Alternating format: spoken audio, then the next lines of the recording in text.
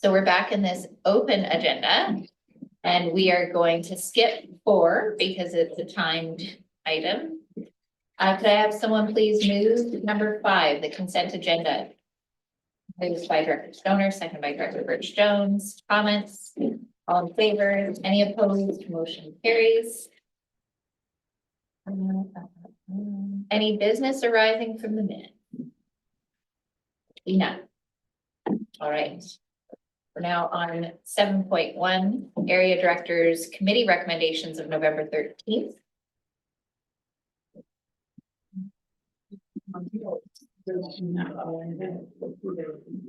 Yeah. Okay, so 1 each. Yeah. Yes. So 7.1.1 is the director's report for the cost of farmers to have produce sold at local stores. This is a letter. And this is a recommendation from the EAD that we send a letter to the incoming Minister of Agriculture highlighting the significant costs and challenges farmers and growers face in selling their produce locally. I recall this meeting. Oh, are we good? Yeah. And I meant to look up, oh, it's Lana Popham. That's very good to hear. To the ministry, which is fantastic because she held that ministry for a good amount of time and she understands these challenges. So I think that this recommendation is to send her a letter supporting the small communities, growers in light of this. Can I have, you want to make a comment? I'd appreciate it if we would do that. And I also thought that we should send a copy to our new MLA, Tony Luck. Okay. Yeah. Okay. And I think then we copy the other MLA in the region. Because we have agricultural community here in some too. Yeah. Well, that's a good idea. Director Patton Gill? Yeah, I'm just wondering if it's better to instead or also put this through the Lower Mainland LGA or SLGA. And you know, is this something that we see as UBCM is a good or helpful path instead or in addition? Okay, so the letter would state our support as a board for the growers and in light of the costs of getting those produce to local retailers. And sort of surrounding that conversation, and you can all watch that EAD meeting. That was a good conversation that was held. So if we write that letter of support, copying, so to the minister, copying our MLAs and the Lower Mainland LGA. Well, actually, I'm wondering if we put this sort of in plan or, you know, putting forward a resolution through the process, Sure. is that Yeah, helpful or? Oh, yeah, the more pressure. the yeah, why better. not? Mhm. And then to Silga too. That a lot of direction. I think that's fairly easy letter writing efforts. Go ahead. Through the chair, in anticipation of this, the letter was drafted, so we can turn it around quickly. Yeah. And with Silga, I believe in a few months, it'll come to the board for us to do a motion on which things to bring forward, and this could be brought together as a suggestion. Yeah. And Oh, Director Herford. Go ahead. I think that last statement answered my question. I was just gonna ask around process for topics for consideration to be referred to our area associations, which I assume happens in the new year, and I'd be happy for this to be part of that that discussion, and whether it's this specific ask or something more focused on an item, or just have that discussion on what's the appropriate ask in the context of that advocacy work. So, but happy to support this letter. Thank you. Okay. Thank you. I think that's a good conversation for us to have around how these items inform our advocacy work in light of those. So that's great. Thank you. With that, I'll call the question. All in favor? Any opposed? Motion carries. And the second one, 7.1.2, is a request for funding of $10,000 be granted to the Pemberton Meadows Fire Association from Area C amenity funds. I'll move Make that. that motion. Moved by Director Mack, seconded by Director Richmond. Comments? All in favor? Any opposed? Motion carries. From our policy development review committee meeting of November 14th. The area directors committee. The terms of reference for the policy committee or for the area director? Yeah. Okay. Just hops. I'm out of sync. I'm sorry. I have someone move the terms of reference be adopted. Director Rainbow. Seconded, Director. Go ahead. Did I read this correctly to say that we didn't have terms of reference, or did I misread that? No terms of reference. So is it normal for? So I would assume it's not normal to not have terms of reference for a committee like that, but then I wonder if an EAD committee is something that's well understood by the Local Government Act. I haven't read it. Is it articulated in the Local Government Act? Do we know? That we have to have a terms of reference? No, that an EAD committee, what it is. No? Look to Angela on this one. I think it varies, but Through the chair, there are some reference in the Local Government Act to the role of the EAD. Hence the reason why the terms of reference that you see attached to the staff report is a bit vague, because there is quite a bit of reference that goes to LGA. There is. And the code of community structure, but not a lot. All right, thank you. any other comments? No, okay. I'll call the question, all in favor? Any opposed? Motion carried. Thank you. And 7.2.2, this is a direction request to review the board code of conduct policy. Like to make that motion, I'll move by Director Stoner, seconded by Director Birch Jones. Any comments? Go ahead. I'm concerned that we go and do a bunch of work on this and then a new minister considers the input that's been provided by UBCM and adjust course. Maybe they won't, and if they don't, that's fine. I think we would know fairly early in this term if there's any possibility of that happening. But I am concerned about running too far down this path in the first quarter of 2020. Go to Director Pettengill, then Director Stoner.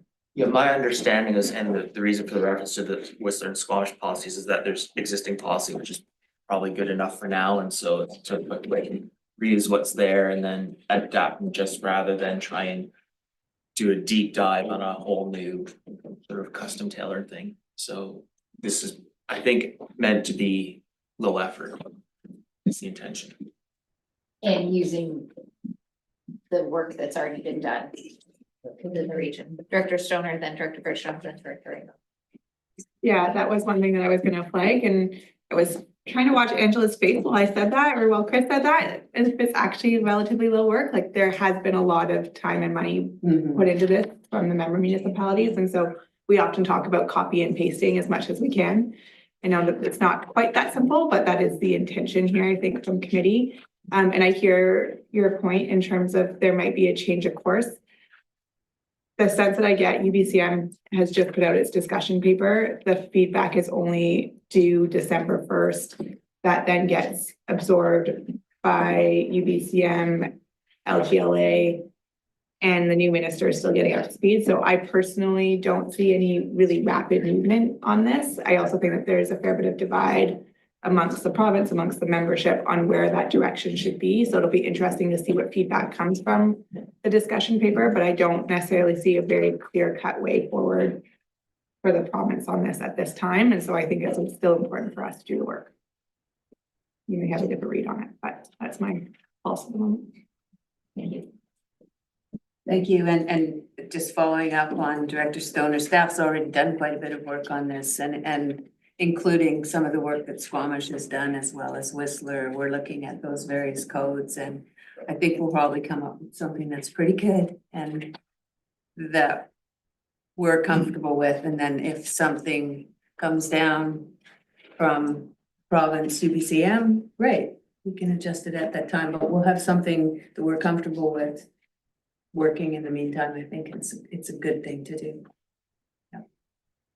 Are you responding to that? Yes, if I can. Okay, and then I'll go to Director Reed.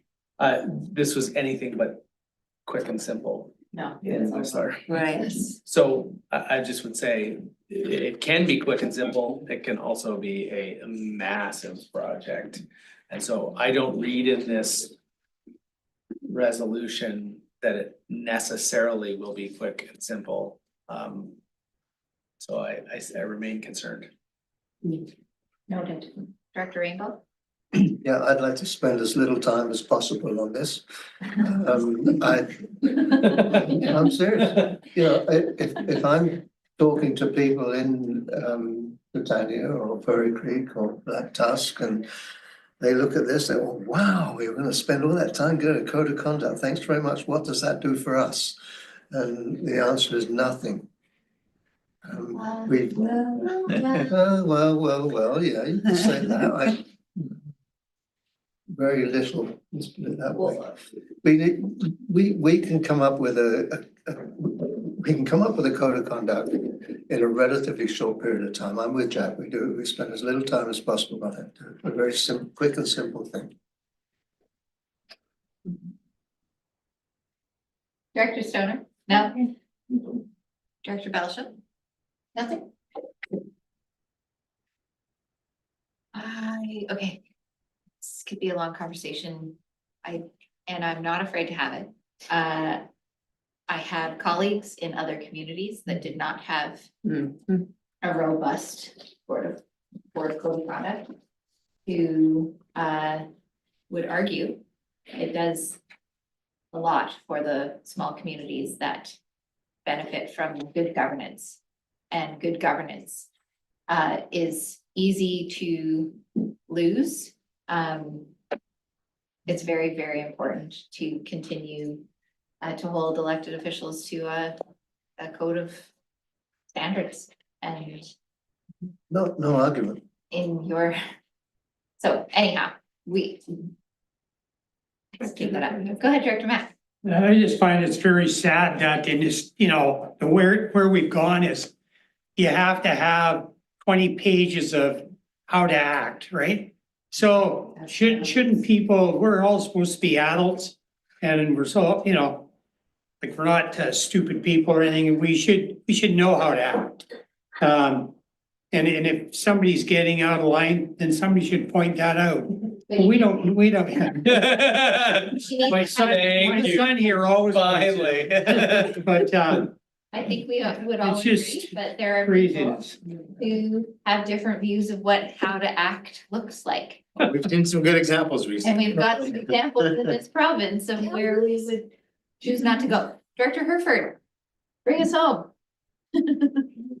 Yeah, thank you. I just wanted to say that I think I do think this is really important work, and frankly, I don't expect it to impact this group because we are adults and we know how to act, and I've had great experiences around this table. But I think it's important that we consider we sort of have to put a nefarious lenses in when we look at these things and make a plan for a time where that might not be the case. So I think it's really important while we have a group of people that are interested in working together in a constructive and respectful way, that we set that as the bar. And that is the expectation of the folks that we are here to serve. And so I do think it's really important. I know that this is an area of provincial interest, but I agree that the timeline is unlikely to be quick on this one. It's really complex. So I think to set the next boards and the next individuals up in this space well, we should advance the code of conduct work as the folks that need it. It's impossible to bring in when you need it. So I think it's really important that we do this work when we don't air quotes need to have it because we're behaving well. So let's set the standard for the people that are going to be sitting in these seats after we're gone. And I think it's really important that we do that. Okay, so, do we have a motion on the floor? It's been moved and seconded. Thank you. I'll call the question. All in favor? Are there any opposed? Okay, motion carries. Thank you for that. Moving on to 8.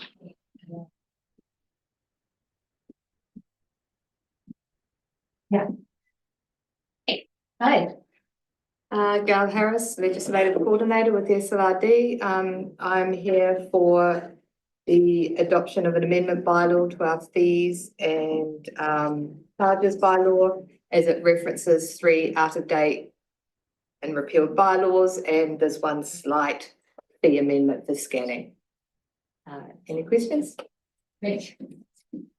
Any questions? Would someone like to make a motion that we give it first, second, and third reading? Moved by Director Crompton, second by Director Birch Jones. Any comments? Call the question. All in favor? Any opposed? Motion carries. And now a motion to adopt. Moved by Director Crompton, seconded by Director Mack. All in favor? Any opposed? Motion carries. Thank you. Thank you. Thank you. Can you do a code of conduct like that? Yes. Okay.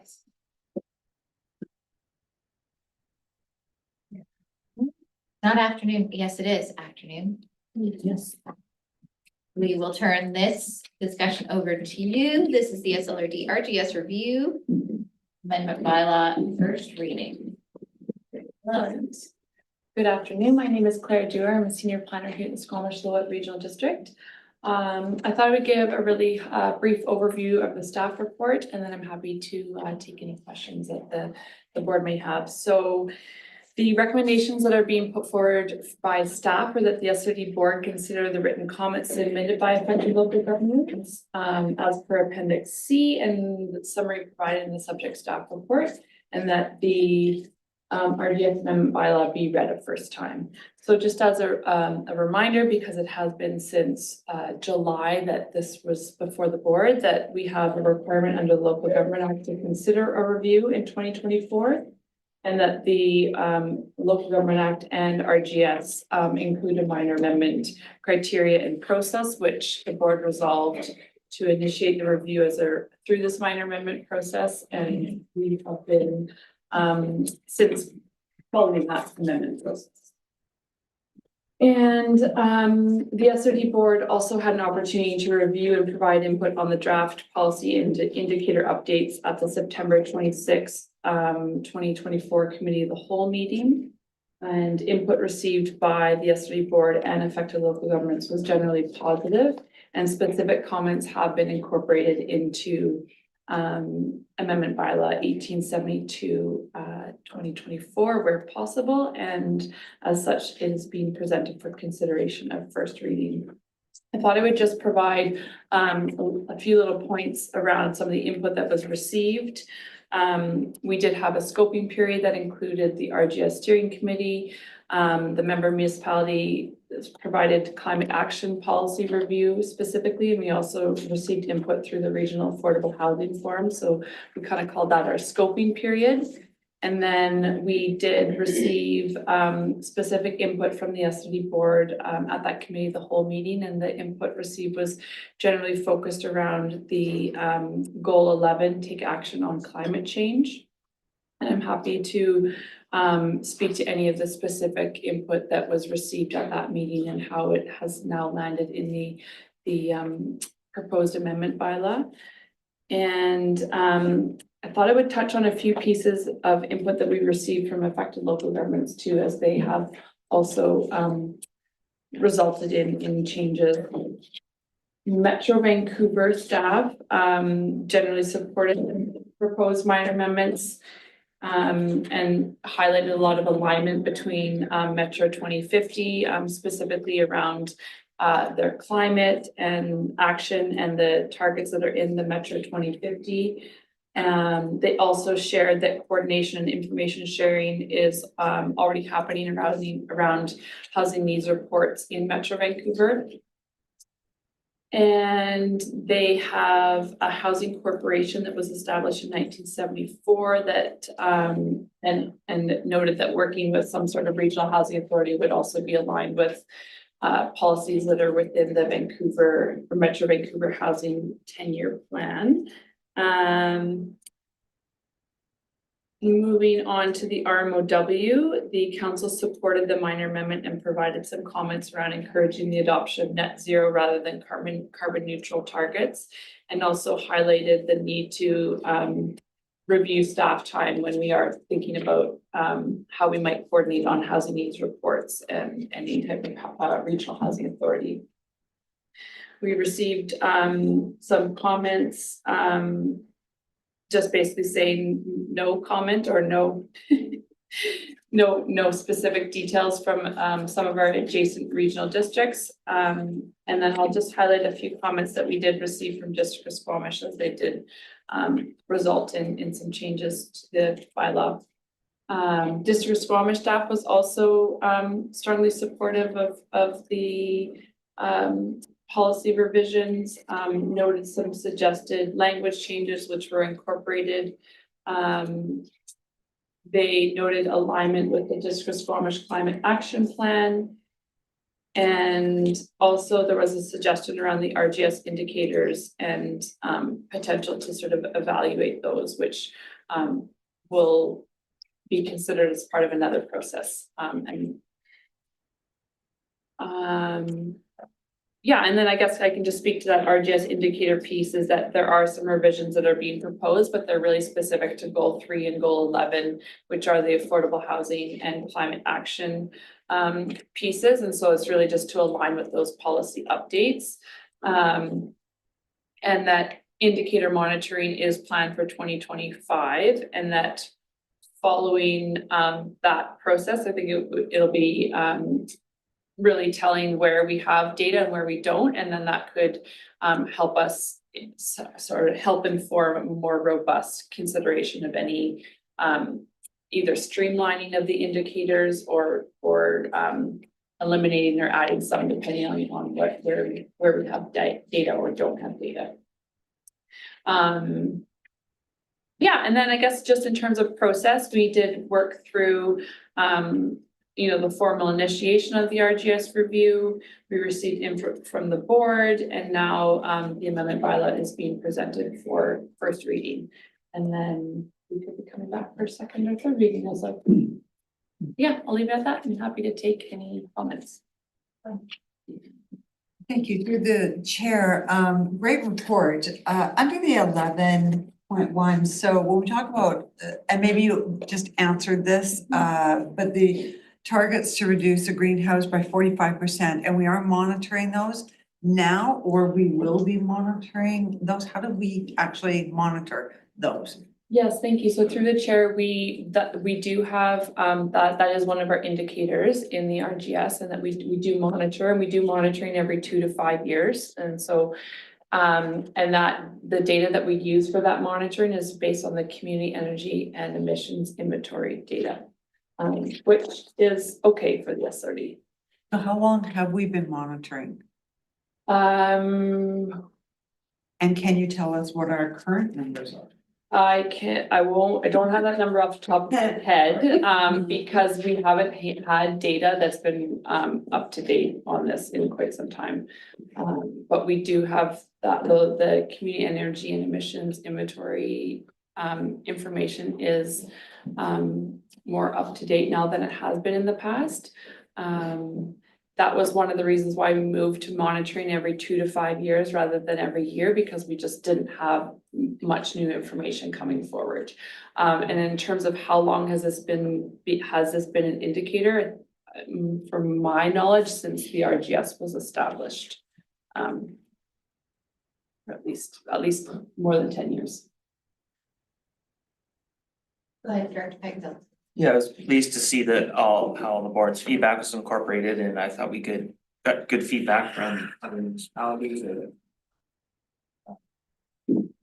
And was pleased to see how that was incorporated as well.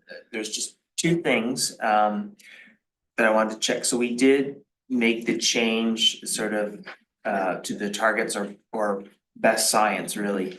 But I'm wondering if we want to include the IPC science as a qualifier, just because different people have very broad ideas of what best science is, and I think the numbers we have are based on the IPCC already, so just make explicit that that's what we're talking about here, might avoid a lot of debate in the future. The other thought, I appreciate the removal of the dependence on offsetting. And I think Whistler suggested that and the board talked about it, but unless I missed it, we just removed it, and I wonder, because we still got some of the net zero language in there, if it's worthwhile incorporating somehow more explicitly why offsetting is not being prioritized, as opposed to just taking that out as an option. Because I think that's an important key as we're thinking about net zero and so on.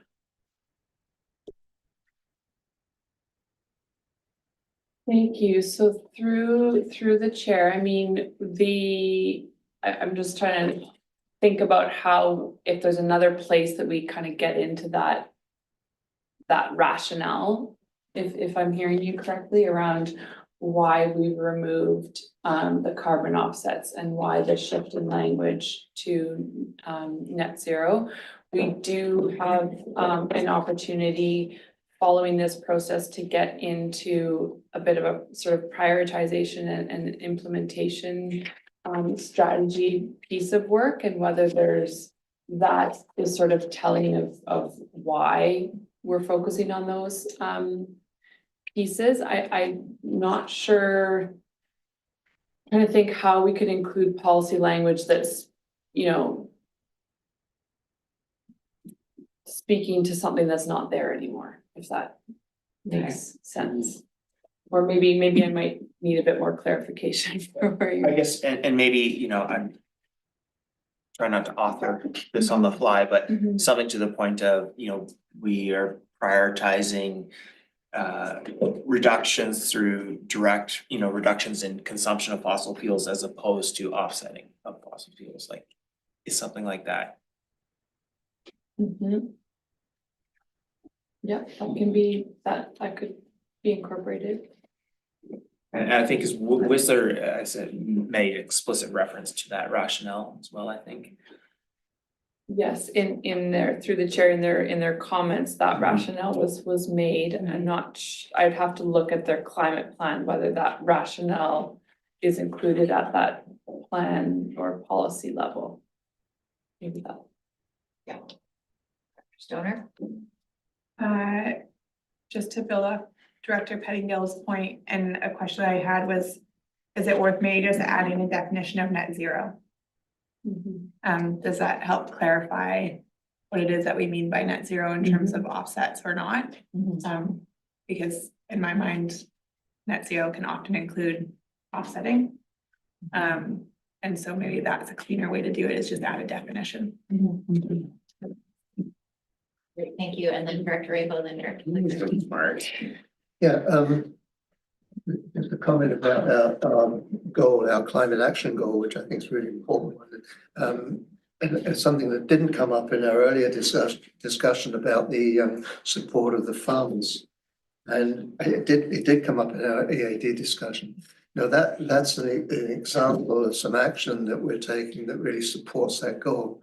And I think we should recognize it when we do things that not directly, well, they are directly related, because if we can increase the amount of food that's produced locally, it has a positive effect on greenhouse gas emissions and things like that. So I just wanted to sort of highlight that. I love that. And it's like the chair on the wall. Like if we put the things that we're proud of, the work that we're doing up on the wall to say, we're taking this action. It's a small action, but it's action nonetheless. I think it highlights to the community that we're taking that action. Yeah, when you have a goal, I mean, that's a huge thing. Yeah. It's a huge thing. And so what are the little things you can do? And that's one of the things we are doing. Director Leaper.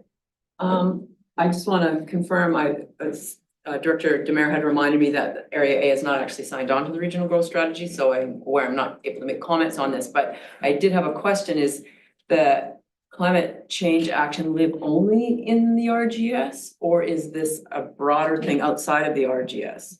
Good question. Thank you. So through the chair, the goal 11, so take action on climate change is within the regional growth strategy. And we have had discussions around how we might be able to also capture area A within our climate action work, noting that they're not signatory to the regional growth strategy.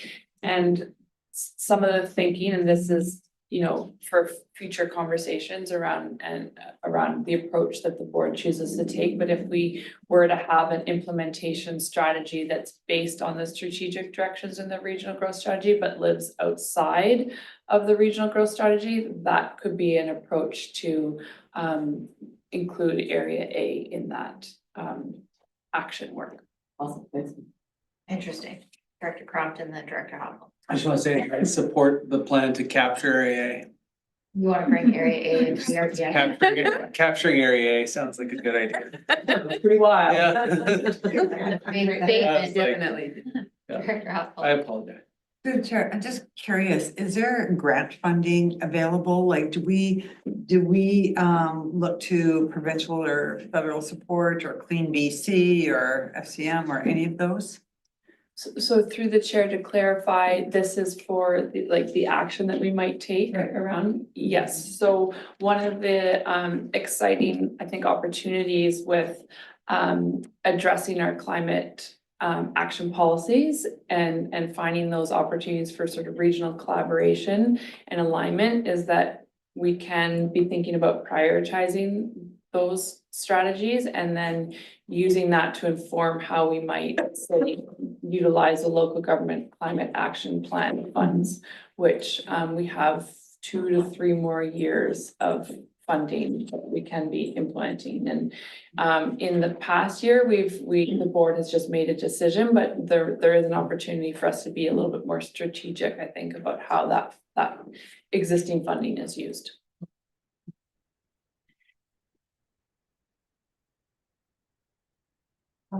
So I think this is up for reading. We've made a couple of suggestions. What's the best way to move forward? I think we can move first reading and staff have captured the comments and we'll incorporate them into the document before second reading. Is that? Through the chair, that is a possible approach. We could also make the I would need to do some research on the net zero definition. So I think that will need to, and I also feel like the piece around communicating the net zero approach rather than offsetting, I think that's something that staff can also take back and think about how we can incorporate that at second reading, if that's the direction the board would like to go in. Director Stoner, did you want to make the motion? Yeah, we did. I thought you did. First reading. Okay. Anyone second it? That's option 1, is that the? Yeah. Yeah, I'll second that. Okay. Further comment? Go ahead. Just thanks for the work, the staff report and all the thoughtful comments both from the board, the regional housing forum, as well as our regional partners. Look at that special, we got so much feedback from Metro Band. Is that kind of weird? I was like, oh, they actually do care about us, right?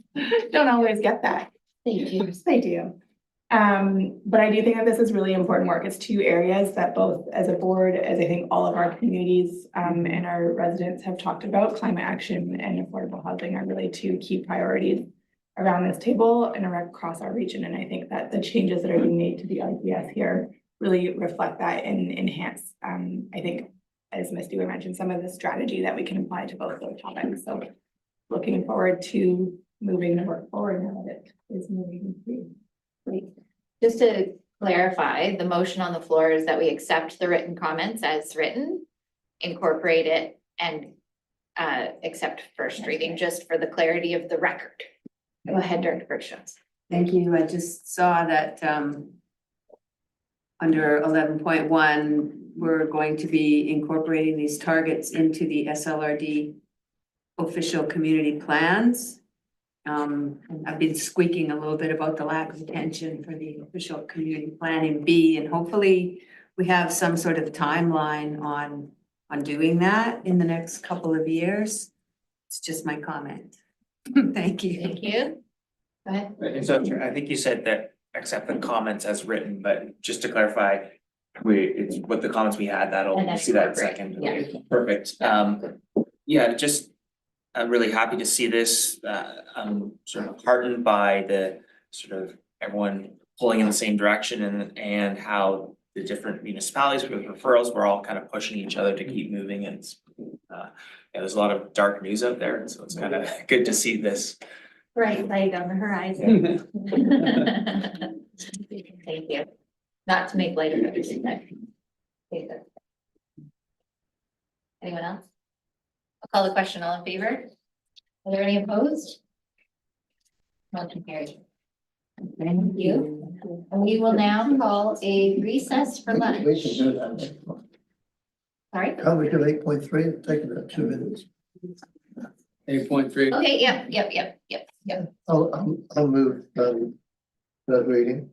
Third reading of so for the record, this is a request for decision on shipping containers in area A, third reading and adoption. And who do we have? For questions, Oh, if anyone that's has good. any questions?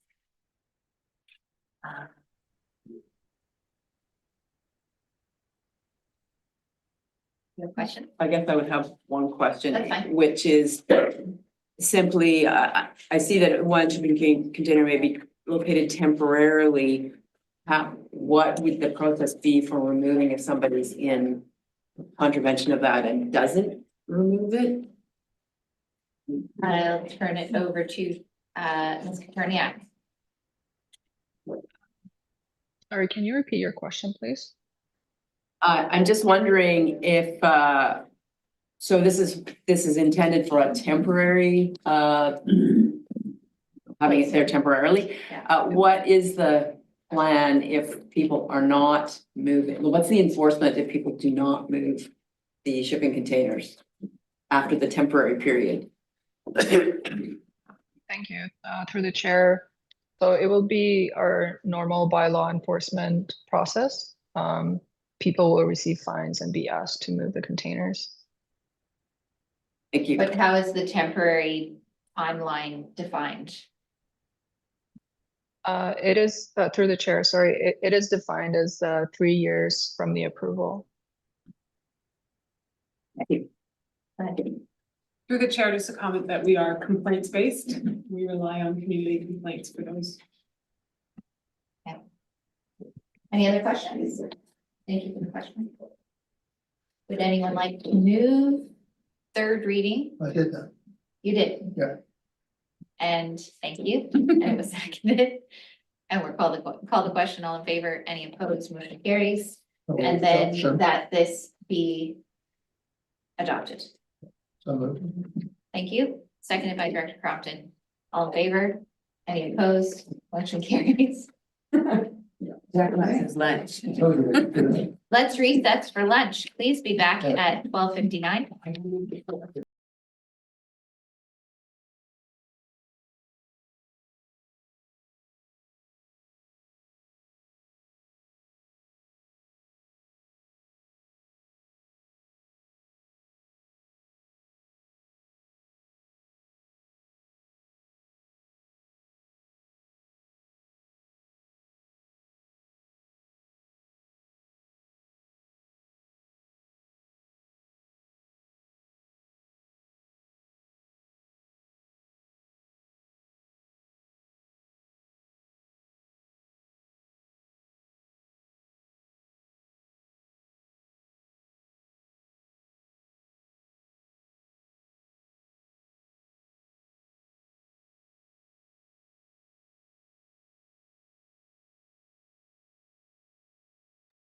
Back to order. Everyone for coming. And we now have a presentation from the Pemberton Valley Dining District.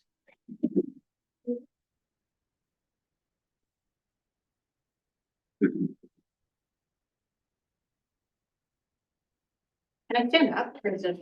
We can do whatever. If I stand up, then I can make eye contact to change slides. I'm not gonna stand up. But you were, you don't need it. Seen in the owl screen, if you do. So I have a lot to get through and I'm going to try to speak fairly quickly and make eye contact with your slides fairly fast. My name is Veronica Woodruff. I work with the Pembina Valley Diking District, plus a wide range of other hats. Today, I'm going to talk to you about Kukulishtan or Mount Meager. Kukulishtan means hot, hot face in Uklumuch, the Lillooet language. I'm not going to talk to you about the volcanic properties of this mountain, but everybody within the regional district should know about this volcano. But today I'm going to talk about the landslide. So we had a landslide that occurred here in 2010. It was the largest landslide in the world since 1947, the largest landslide in Canada. This is a photo of prior to the landslide. And this is after. It deposited over 15 million cubic meters of sediment, and it had a seismic trace all the way to California and Alaska. This is a before picture. Essentially, the whole mountaintop collapsed. You can see it's a really big convex roll, and when it collapsed, it took the whole top of the mountain with it. That little circle is a helicopter for scale. Why this is important is because all of that 50 million cubic meters is now moving from Mount Meager down the Lillooet River and depositing through the populated areas of town. What we did to populate this beautiful agricultural valley was cut off almost 40 kilometers of meanders and diked the rivers. So what that means is that we have basically our rivers are pushed up on either side. This has increased our flood risk quite a bit. When you look at the changes, this is a picture of town. Basically, the streetlights were in the center of a side channel of the Lillooet River. And what happens when we have all this sediment coming down, it's filtering to the bottom of the river and it's giving us less capacity for flood flow. And so that is increasing our flood risk because it makes our flood infrastructure less effective. So this is kind of a boring chart. This is from the 2018 updated floodplain mapping. The highlighted numbers are the 1 in 50 year flood. This amount of flow used to be the 1 in 200 year flow. That is now considered a 1 in 50 year flow. The 1 in 5 year flow here, we haven't hit this since 2016, yet we have evacuation orders almost every single year on moderate rainfall events. So our flood events are becoming more frequent with the intensity of rainfall. And so this study says that basically most dikes are overtopped at 1 to 20 year flood, and all dikes are overtopped at a 1 in 50. So what we're doing about this right now, the Pembina Valley Diking District does excavations. It's recommended to excavate upwards of about over 100,000 cubic meters. So 1 cubic meter, one dump truck holds about 10 cubic meters. So when you're talking in volumes of about 100,000 cubic meters, that is an enormous amount of material. Currently, the Diking District excavates around 60,000 cubic meters in the populated areas to maintain the freeboard, the area of the river that can hold flood flow.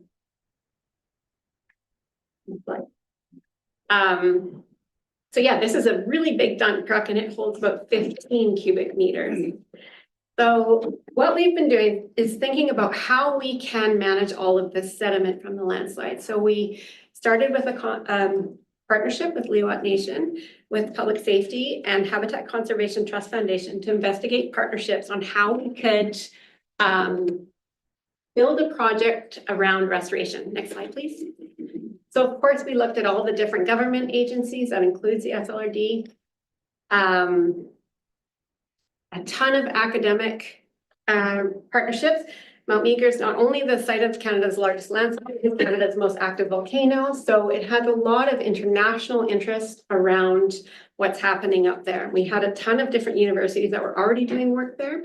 And of course, the industrial partners. There's that microhydro project up there. There's geothermal investigations, forestry. and the pumice mines. So we've built this massive group of organizations. Next slide, please. And we also have donations from corporations. So Pacific Western Brewing contributes a portion of their annual revenue towards tree planting projects. They've been contributing about $50,000 a year to a planting project that we've been doing in partnership with the Ministry of Forests, Lillooet and Forestry Ventures, and Chartwell to start to reforest that big landslide debris. This is a photo of the areas that we've already planted. So we did 2023 fall and spring plant, trying to get some more trees on the landscape. This is almost 2,400 acres, so there's quite a large area to reforest. And we're starting to work on areas that are going to be able to grow trees the easiest. Next slide. Yeah, this is when the landslide happened, it blocked the river for almost a whole day. This is where Miss Meager Creek and this huge lake formed. There was people evacuated thinking that the dam might just fold and this tidal wave would come down to Pemberton, but it didn't. So this is what it looks like today. You can see there's some wetlands. So this is where we really focused our tree planting.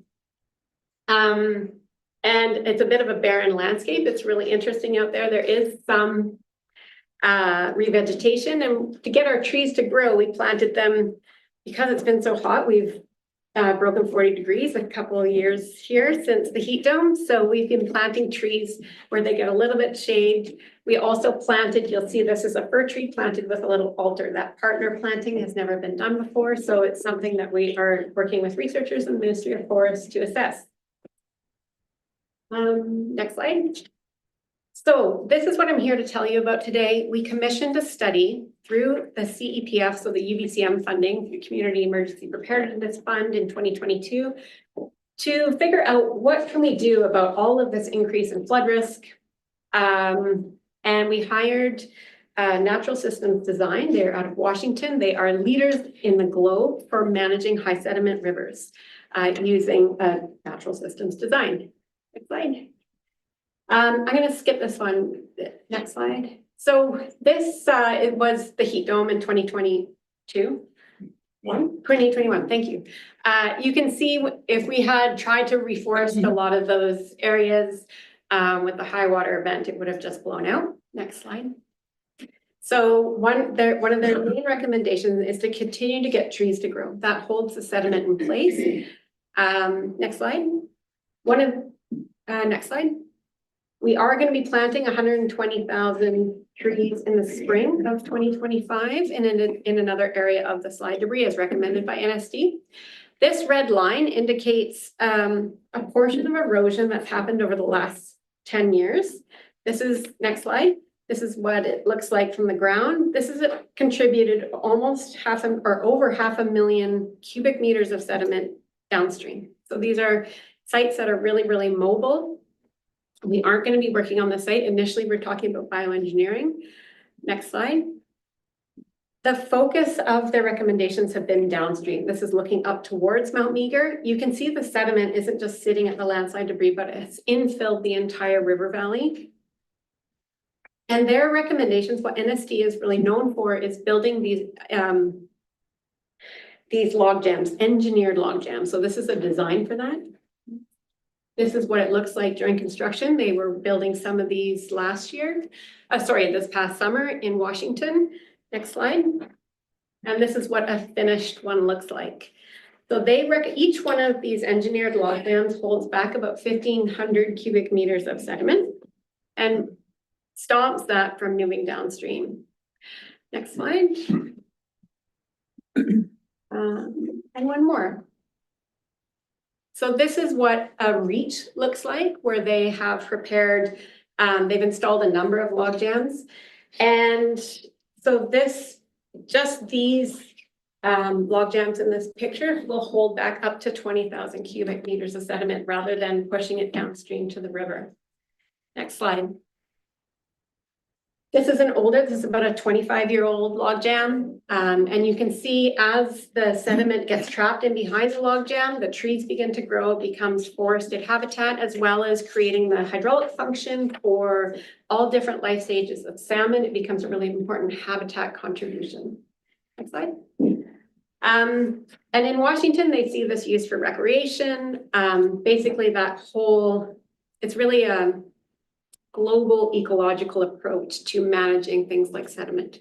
Whereas currently, right now, because the sediment load is so far outside the normal bounds of what a river wants to do, it really is just shifting. And when we get those high flows, like we did last 2024 in February, that would have wiped out essentially every salmon red nest that had spawned for that season.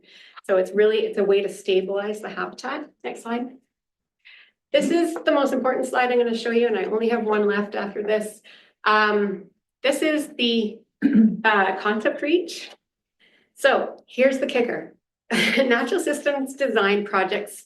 They've been working with a wide variety of partners, including the Army Corps of Engineers. Their last project was $200 million US.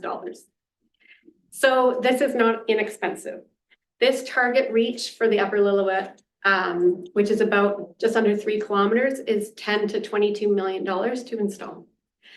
Currently, that's about $35 to $75 per square cubic meter of sediment stored versus $9.50 to $11 per cubic meter of sediment removed by the Dikeman district.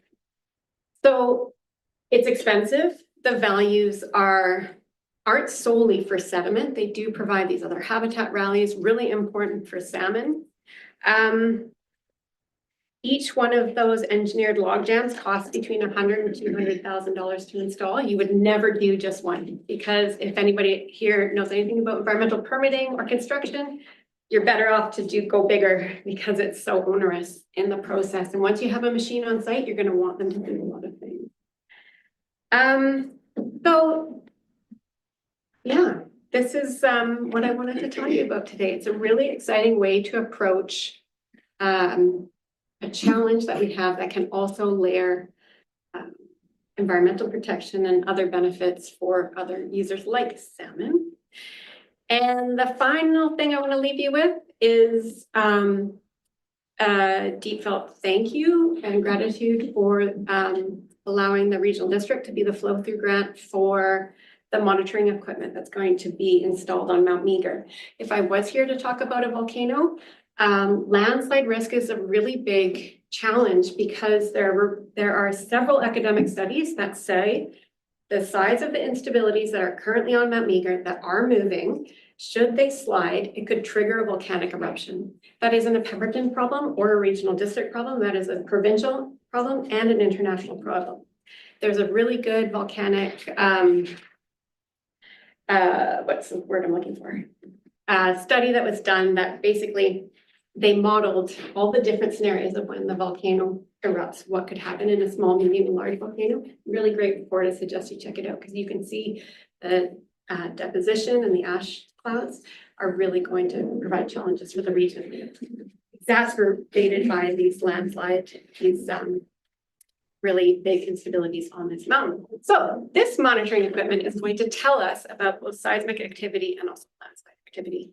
There is a CBC show about this on Laura Lynch's show on Saturday, and that's available online now as a podcast if you want to hear more about the project that you funded that we are so grateful for. Thank you. Wow. Fantastic topic. So thank you. Extra lunch. It's fantastic. I think it's really interesting.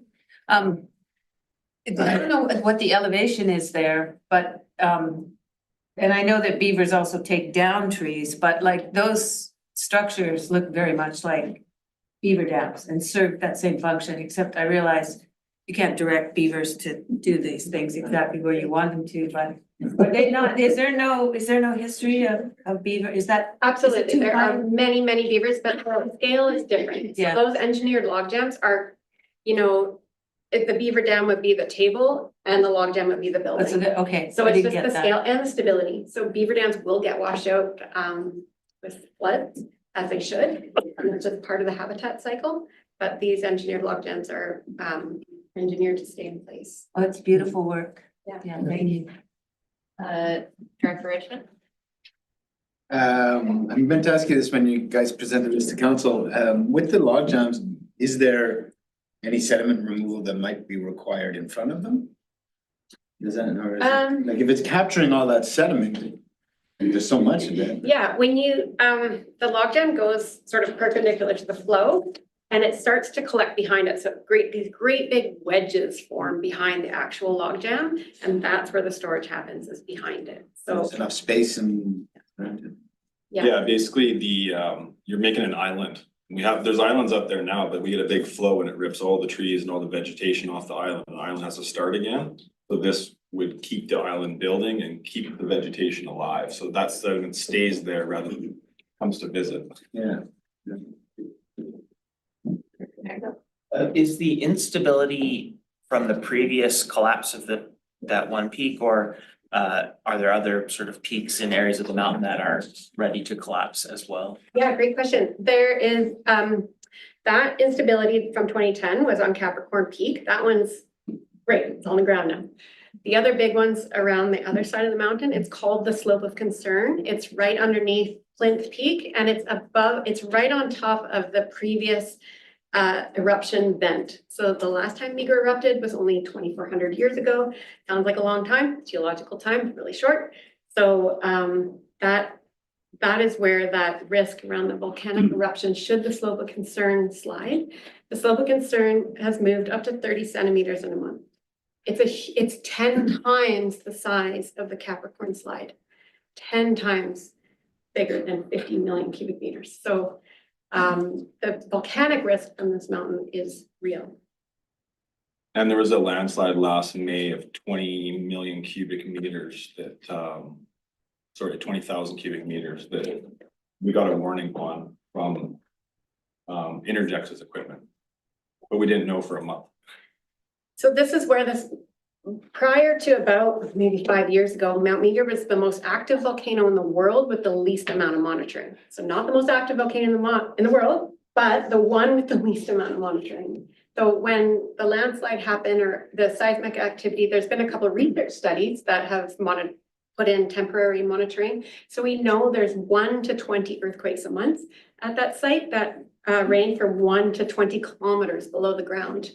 The slide was picked up, like I said, on the seismic trace all the way to Alaska to California. These are USGS seismic monitors that they're capturing for us. So the work that we're going to do with the SLRD grant is try to bolster that monitoring. So we have better, not even real time yet, but at least to get some monitoring out there so we know what's happening. A volcanic question. How does the size of Mount Meager compare to, say, Mount St. Helens? Great question. Well, they use Mount St. Helens as to model because we don't have data really from 2,400 years ago. We do know that the ash cloud from the 2,400 year ago eruption went all the way to Hinton and Calgary. So it was quite a big blast, similar to Mount St. Helens. The Mount St. Helens eruption was slightly smaller, but it has all the same characteristics of stratovolcano. They're sister volcanoes in the same cascade range.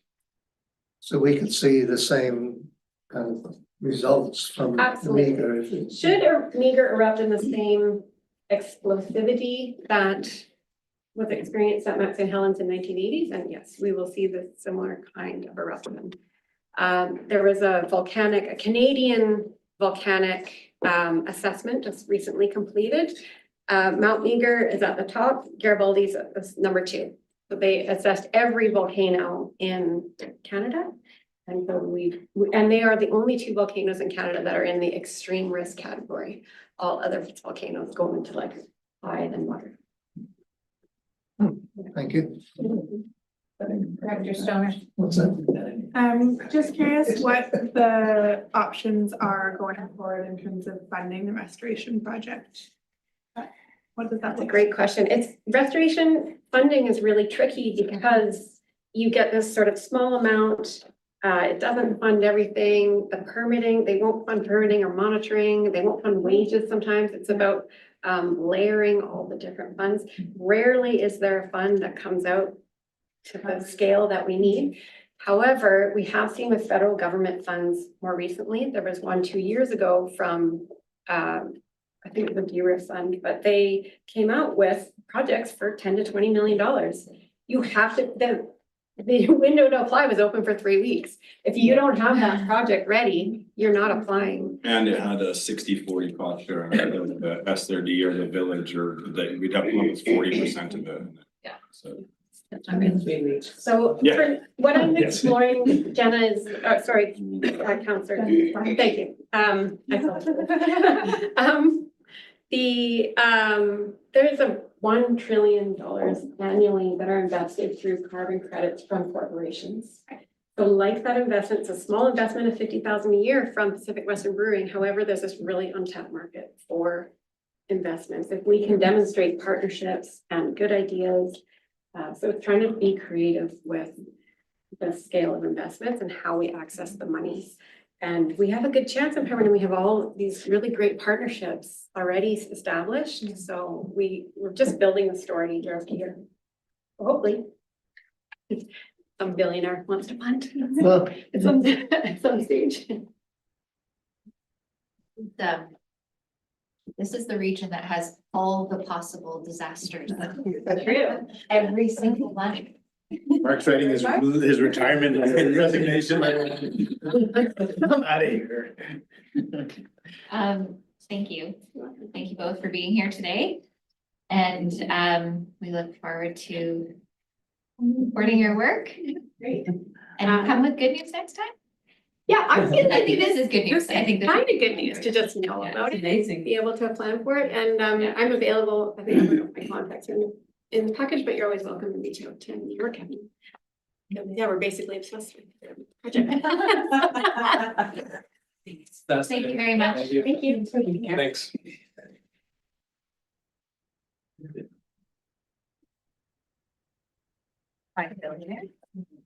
Learn something like that, right? Vancouver, for sure. Really? I don't have an actual. Now you see one. Take a picture of that. Do we have any billionaires here? Yep. Whistler's got the billionaires. Yeah, that's, they don't live there. I did visit. Whistler won't even help us with transit, so let alone with. Thanks for the letter. I appreciate that. It was very good. Thank you. Huh? People use transit, but they like planting trees. Okay. Hello, sorry we're late. Thank you for being here. We are on 9.2 and we would like to hear from you about the project budget for Caroline Creek. Everybody else, thank you. Kristen Clark, Director of Strategic Services, and to start, I'm gonna hand this over to our project manager, Mike Strain, who is attending remotely.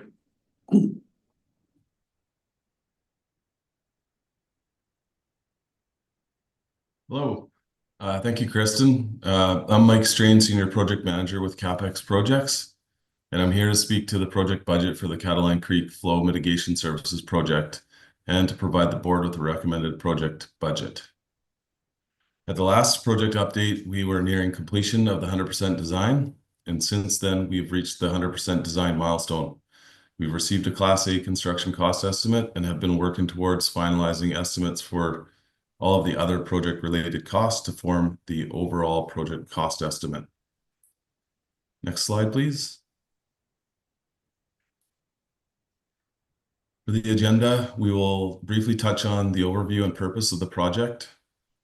To give some context of where we are at with the project today, we'll review the project history and timeline. We'll discuss who the SLRD is working with, and then we'll go into more detail on the project scope, costs, recommended budget, and funding. We'll then provide an update on the service and loan, project schedule, risks, and next steps. Next slide. Again, you've seen this slide before, but it's a good reminder that the scope of the project is to design, construct, and establish operation and maintenance of a debris flow mitigation structure for the Caroline Creek at Lillooet Lake Estates. And the objective is to reduce the risk to the community and potential for loss of life by increasing capacity of the existing channel to manage future debris flows as stated here. Next slide. Here's the timeline of events on the project in relation to design and funding. Following significant debris flow events in 2010 and 2013, the province funded a hazard and risk assessment in 2015 and community commissioned a preliminary design in 2016 and an anticipated operations and maintenance cost report in 2017. In 2022, the community of Lillooet Lake for a service to be established to design, construct, operate, and maintain a debris flow mitigation structure at Cataline Creek and to borrow up to $4 million. In 2022, the SLRD passed the service establishment and loan authorization bylaws and applied for grant funding through the Investing in Canada Infrastructure Program and through the Community Emergency Preparedness Funds. We commonly refer to these as the ICIP and CEPF grants. Early in 2023, the CEPF grant was confirmed, and later in 2023, the 50% design and cost estimate were completed. The ICIP grant was then confirmed in early 2024, and the 100% design has now been completed along with the corresponding cost estimates. Next slide. So this slide shows the many groups that we are actively working with to inform, engage, or seek approvals from for this project. These parties are involved in the project in one way or another, either as land or infrastructure owners, rights holders, project partners, user groups, regulatory bodies, or funding agencies and administrators. What this demonstrates is there's a high level of coordination required to navigate specific needs and requirements of each group that add another layer of complexity to the project as we seek to move it forward. Next slide. Here's our pictorial representation of the project. In green is the main channel that is to be excavated. In blue are the training berms. Pink is a diversion channel near the top of the project. And in orange is the FSR bridge, which is a separate but parallel project to be completed by the Ministry of Forests, which also requires a high level of coordination by the project team. We have also been made aware of additional offsetting scope that will be required through the Fisheries Act to offset the loss of the riparian habitat at Cataline Creek. We are taking steps to work through the requirements of the various permitting authorities and are working through various land use items, including public land tenure, statutory right-of-way, as well as working with Lillooet Nation as rights holders of the land through their land use referral process. We are also working with Lillooet to identify a potential offsetting project. Next slide there.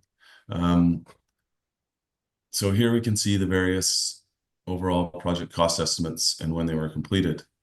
I just want to clarify on this slide, these are overall estimates and not just the construction estimate. The construction cost estimate is completed by the engineering consultants at the stage of design, at each stage of design, and the overall project cost estimate is built around it with other supporting estimates. For the 100% design stage estimate, engineering services costs for the tender, construction, and post-construction services have been updated, and we have also reduced construction costs by finding fill sites closer to the project. When compared to the preliminary design estimate, which our funding was developed from, the 100% design now has the following items which were not included.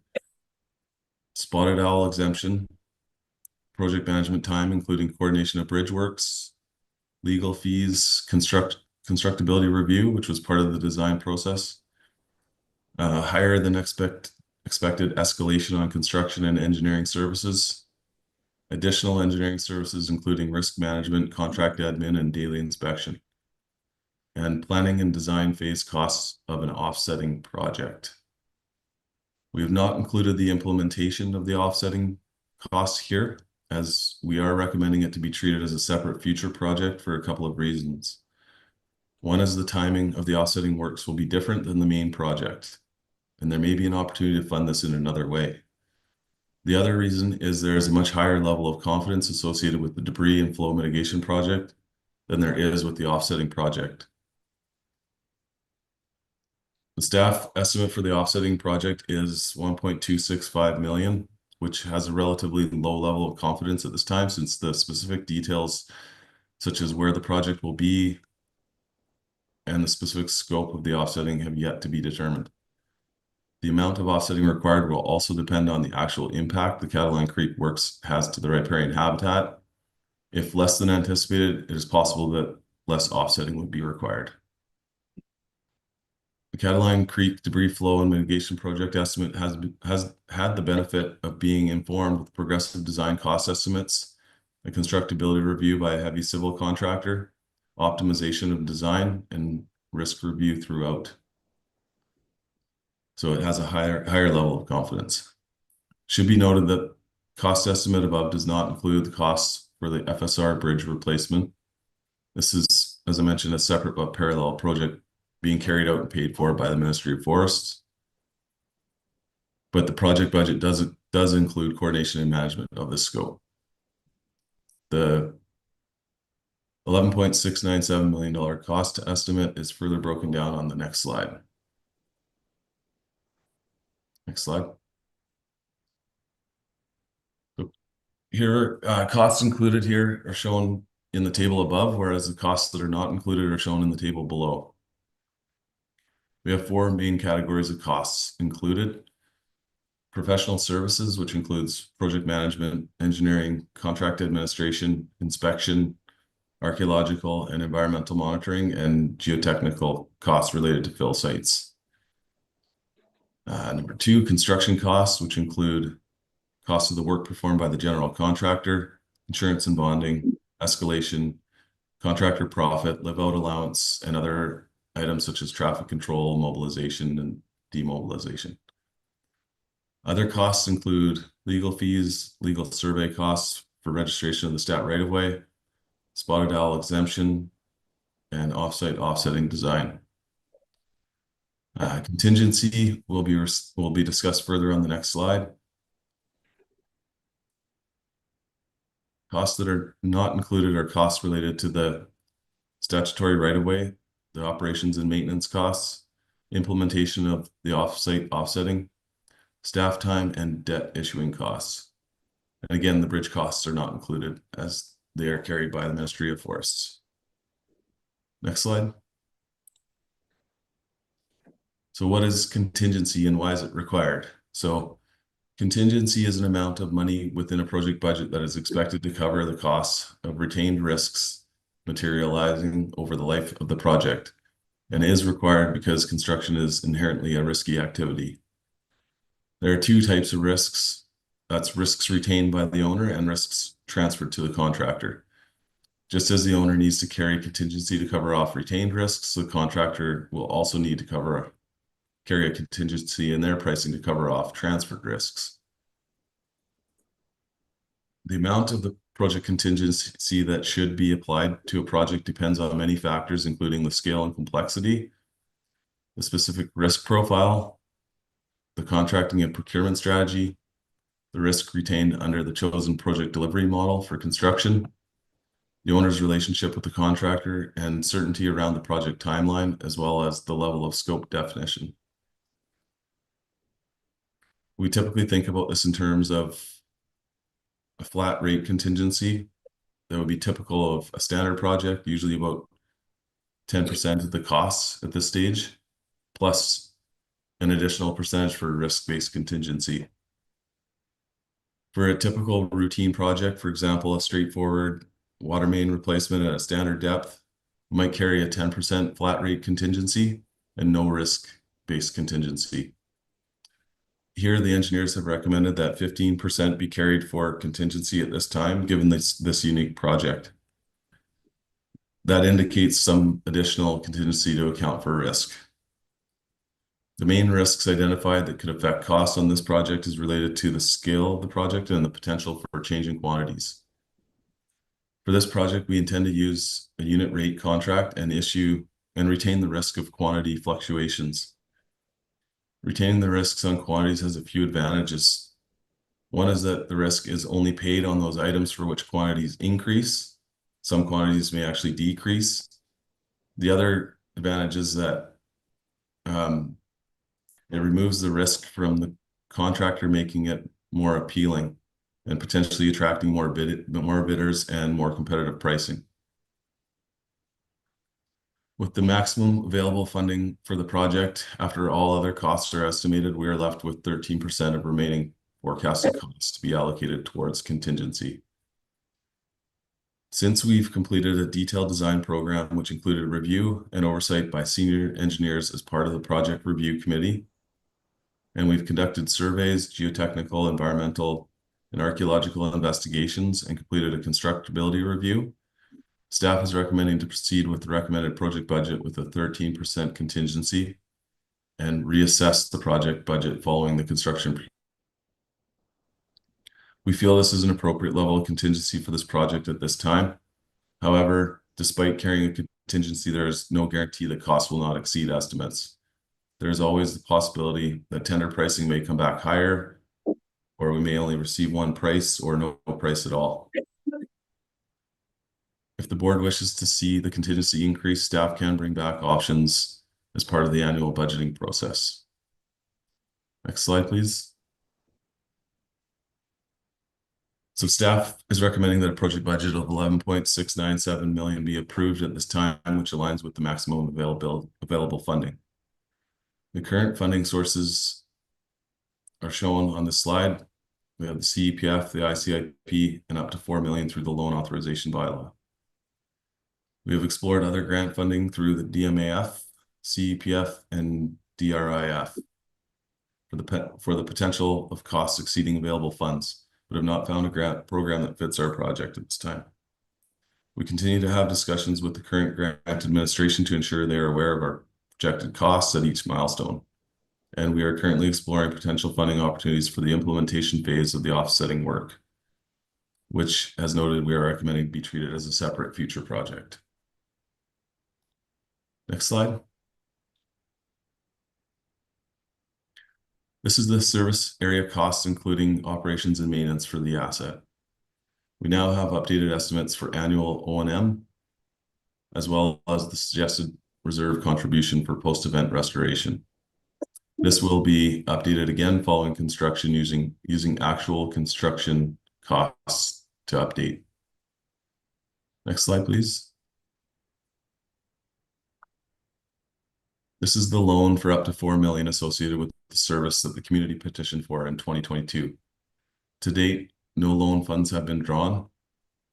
The amount and timing of drawing funds remains to be determined and is dependent on factors still in progress, including updated cost estimates and project schedule. At this time, staff expect there will be at least 2 draws of the loan funds. Currently, it is estimated that the earliest the first draw will be required would be the spring of 2026. If required, a security issuing bylaw will be brought forward for the board's consideration in the fall of 2025. If approved, associated funding would likely be issued by the Municipal Finance Authority in the spring of 2026. Repayment costs with funding issued by MFA in fall 2025 would start to be repayable by the cost center in 2026 and onwards. The first payment occurs 6 months after the funding is issued and is interest only. The second payment includes both principal and interest payments and is required 1 year after issue. Next slide, please. This slide provides additional information on the annual loan cost estimate. These estimates are subject to change, but are considered a close estimate based on current MFA interest and actuarial rates. The numbers have been provided for the total, which are applied to the parcels that comprise the service area, and per site based on the number of sites in the 2022 petition. This is just the borrowing costs. Annual service costs would include other operational and administrative costs, with details to be included in the financial plan. Next slide, please. This slide shows the tax requisition amounts collected for the years 2023 and 2024 for the service, which was established for the design, construction, and maintenance of the debris flow works. Requisitions will be set in the 2025-2029 financial plan to be brought to the SLRD board for approval before March 31st, 2025. Requisition funds may be used to fund service expenses, including staff time, loan costs, project contingency, reserve contributions, and other operating costs. Based on current estimates, staff expect future annual service costs to fit within the current maximum requisition limit for the service. All right, next slide, please. This is just a quick update on the project schedule. So the last status update, we flagged the DFO authorization process as being on the critical path. We've since been notified by DFO that it has been determined that the project meets the threshold for emergency authorization under the Fisheries Act. This has reduced the timeline for DFO review, and we have now received authorization. So the authorization process is no longer on our critical path. We are now focused on removing the other items that remain on the critical path, which include obtaining remaining permits and land permissions, as well as ensuring that costs are within available funds, such that we can satisfy the requirement of the construction tender stage gate to allow a call for construction tenders. I'll touch a little bit more on the stage gate on a future slide. Next slide, please. A review of the risk register and management plan was completed October 29th by the project team with a primary focus on reviewing all construction phase cost-related risks. Currently, our top risks are cost of seeding available funds. I won't go into all the detail here, as much of the presentation was to review costs and budget. Number two, delays in obtaining permitting and approvals. We have now received the authorization from DFO under the Fisheries Act, and we're working with the province, our engineering consultants, SLRD and Lillooet, to finalize permits and approvals for the public land tenure, Dike Maintenance Act approval, and permitting for works in and about a stream under the Water Sustainability Act.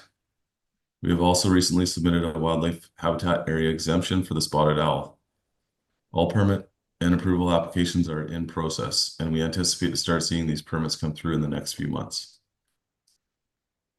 Number three, securing required land interests.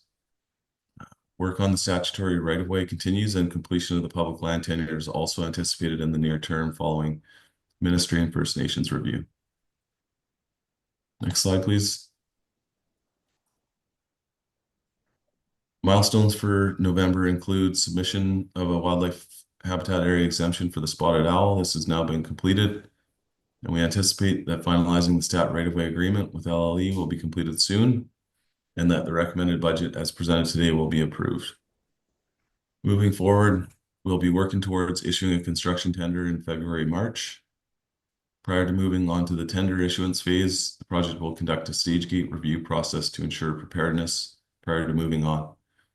This will require items like contract documents and specifications to be completed, permits, approvals, and agreements in place, including with the engineering consultants and other project partners, land tenure and stat right-of-way in place, approval of fill sites, all material risks managed, and so on. We plan to be in a position to issue award of a construction contract by late spring, early summer of 2025. Next slide, please. Assuming the board approves the recommended project budget today, we anticipate the following touch points in the coming months. Number one, decisions related to engineering consulting services for the tender and construction phase. Number two, decisions related to construction services award. Number three, decisions related to borrowing, currently anticipated for the fall of 2025. Next slide, please. So that's the end of my presentation. Happy to answer any questions. Great. Director Mack. When are we gonna actually see construction start? Because this has been going on for half of my life, it seems. And we're still just going through the processes, waiting for permits and a permission and blah, blah, blah. And the price has gone from 8 million to 11, almost 12. So if we go on at this pace for another 2 or 3 years, where's the cost going to be then? 14, 15, 16 million? And where do we come up with all that extra money?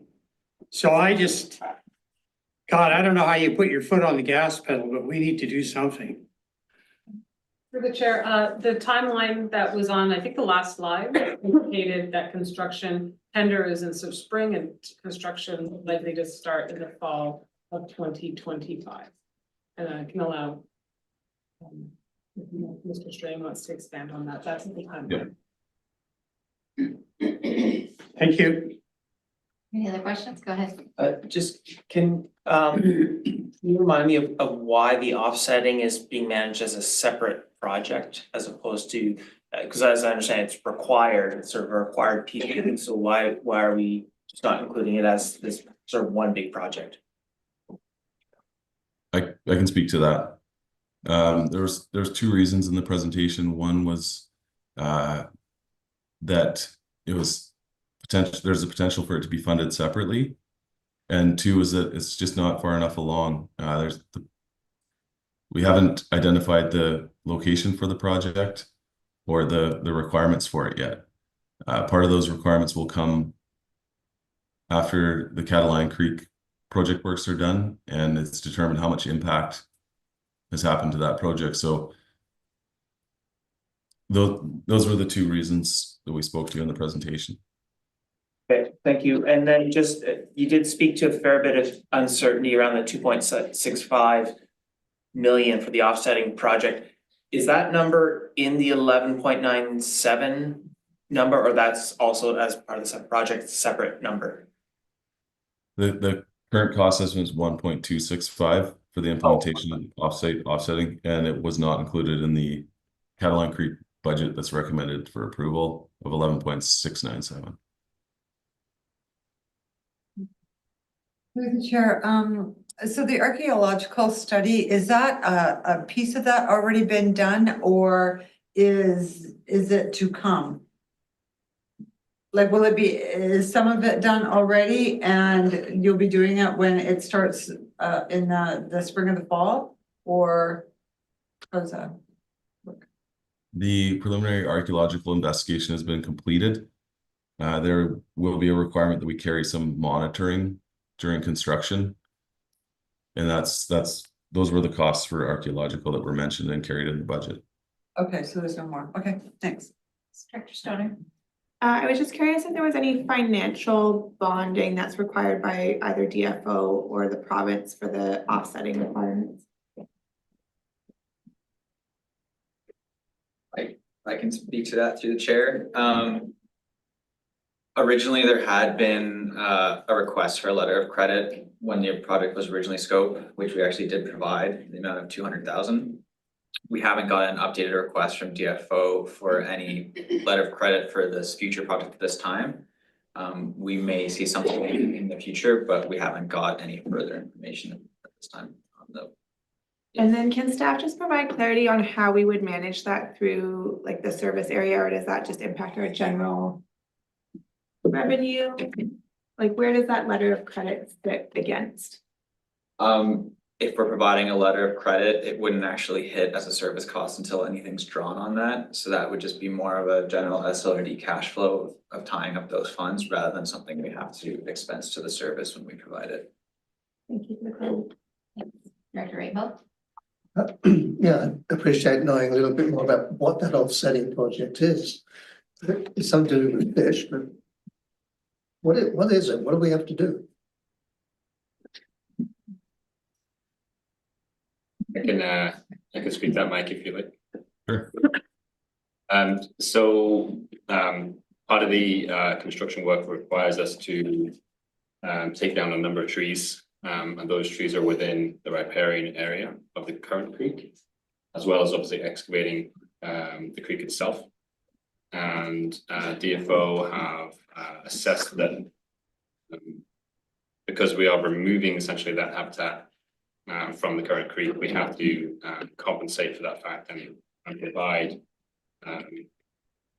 new habitat elsewhere, offset the habitat that we're removing. So that in reality boils down to creating new riparian habitat elsewhere. So planting of trees close to creeks, helping to facilitate improved habitat in other areas. And that will be, as Mike said, be determined partly once we're completed, and DFO can assess how much we've actually removed to tell us how much we need to offset. So this would be somewhere else along the lake shore, would it? Or? Potentially, or it could be somewhere else. We don't have that scope yet. Ideally, it would be very ideal, really, if it was. the lake, but it depends on areas that would be suitable for this work to be done. So some areas might not be the criteria for creating new riparian habitat. Some areas maybe in the valley may work. We have yet to finalize where that would be. Okay, thank you. Yeah, as I brought up earlier, just don't lose sight of the fact of Pool Creek, Gates Lake, all that habitat restoration that was just done there. Because that is actual fish habitat. So we need to point that out to DFO that by doing the work we did there or having done, that enhanced that dramatically and brought that habitat back to producing again. So very important for the Birkenhead, watershed. So maybe that could be an offset. Thank you. Go ahead. Just, I know historically that this would have been certainly owl habitat, if not northern spotted owl habitat, and they've been extirpated. I'm pretty confident from the area, but the last time you were talking about different methods of determining whether there were owls or not, call playback and so forth, and now, does that mean the province has granted you an exemption from doing any screening or you've done it and there wasn't any response and so therefore you have an exemption? So the callback survey was completed. It was, yeah. We were made aware that no owls were heard as part of that callback survey. We're currently in discussions with Ministry of Environment about the compensation or perhaps the exemption for compensation or removal of any spotted owl habitat that's currently identified around Catalina Creek. So we don't have a final answer to that yet, but it is certainly something that we considered in the budget and something that we're working on with them to see if there's a possibility for an exemption from that associated costs. Thank you.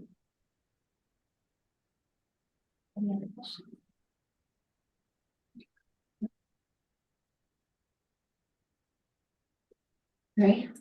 It's a big that, and I'm not gonna read it. Okay. You've all got it in your package. It's available online. Want me to read it? I can read the wrong one.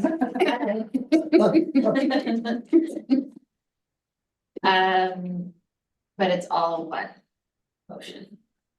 So would anyone like to make the motion as laid out in the package? If I can do it that way, then I will. Sorry. I'll make the motion as it's laid out, because I'm not gonna read it. Yeah. Moved by Director Mack, second by Director Linder. Are there any comments? Go ahead. Just, I appreciate all the work on this and my colleagues' comment about how the longer it goes, the more the costs raise. I think it's important though that we do the diligence we have done, because the one thing in the back of my mind is because it is the community funding this tax service, wondering, are we getting to a point where the cost benefit isn't there for the community? And so just making sure that we are very aware and checking in with the community and what we're doing to make sure that, people do still want to go ahead and we're on track still.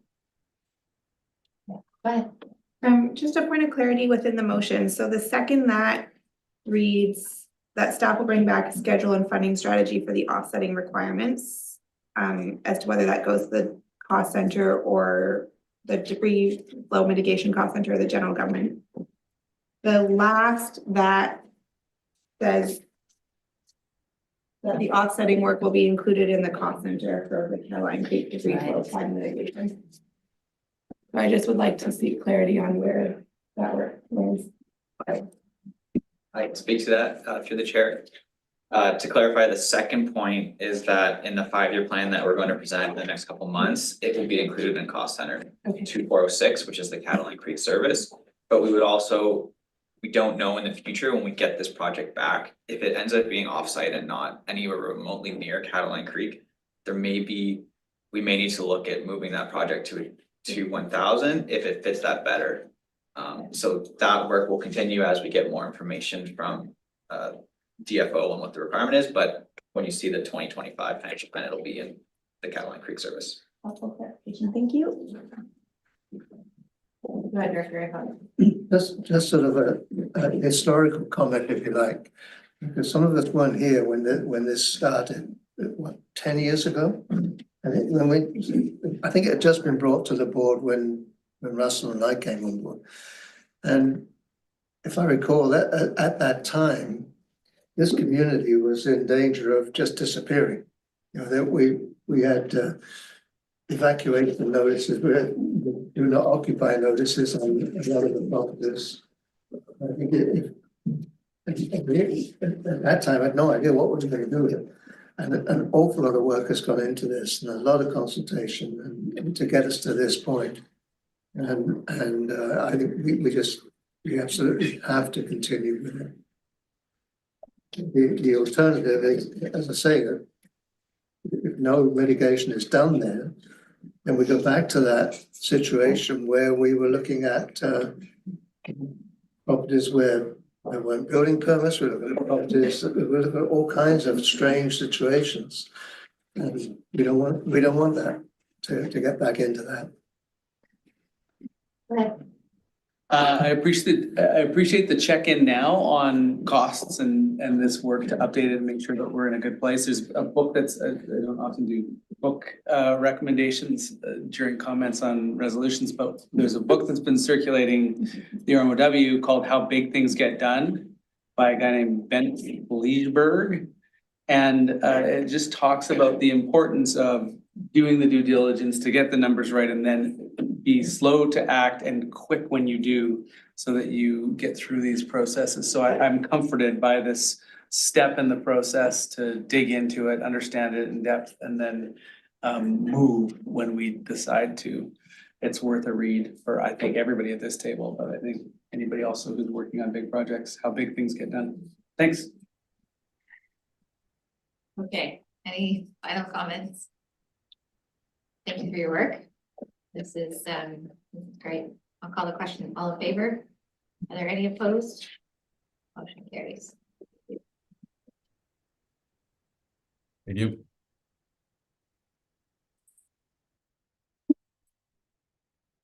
Okay, let's take a 5-minute.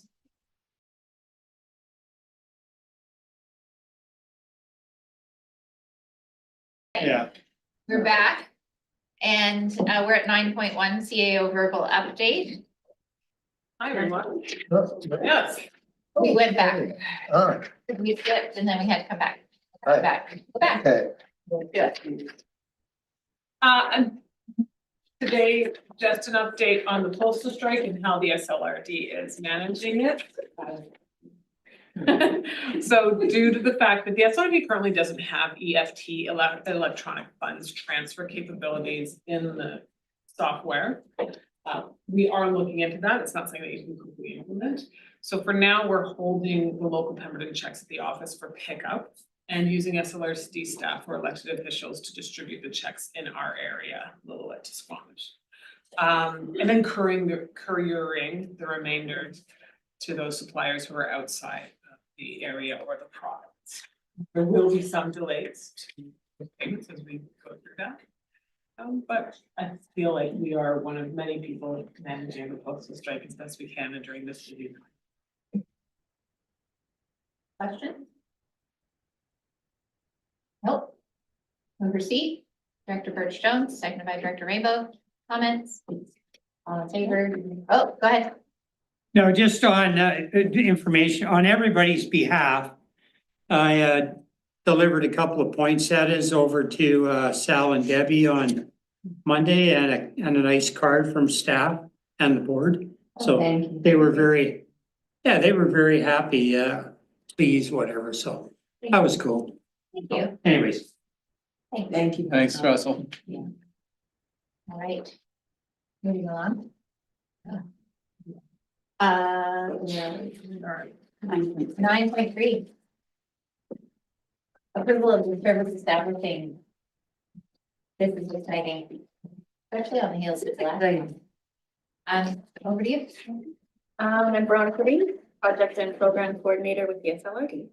The next item is a request for decision to approve the draft service establishing and prioritization policy. The board passed a resolution at the June meeting to direct staff to develop a policy, and we're here today with the draft policy for your approval.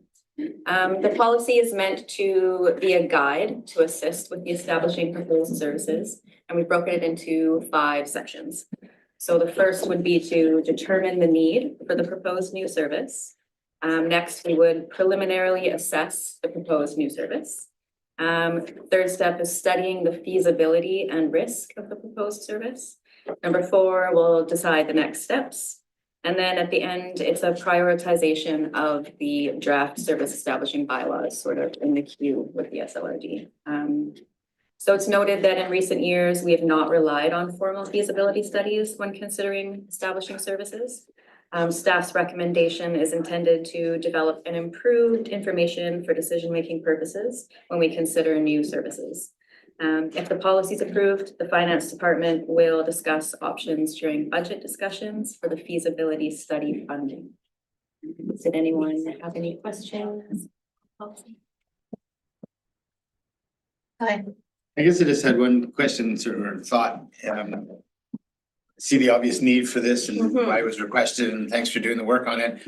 I guess my question is around potentially the historical weight of some of these. In other words, I get the evaluation process, let's put them through those filters. There are some I feel that have been sitting in the queue for quite a while that might not meet some of those high priority criteria, but they've been sitting there for a very long time. So I just wonder how we look at that. Is that when you come back with the list as it goes through this, is that when we have that conversation? Yeah, through the chair. So the next step would be bringing those back and then working through the steps to prioritize what comes first. And we made it flexible more than restrictive to take in the board feedback on what should be prioritized, like suggesting, new ones coming in, we'd go through the list. But there is one that mentions how long have they been waiting. So yeah, addressing that for sure. Awesome, thank you. I think it's embedded here, but it doesn't specifically say comparing this to the strategic plan. And sort of weighing it in light of the strategic plan as set out by the board. I think we do have, it is number 2G, consider whether the proposed service is being,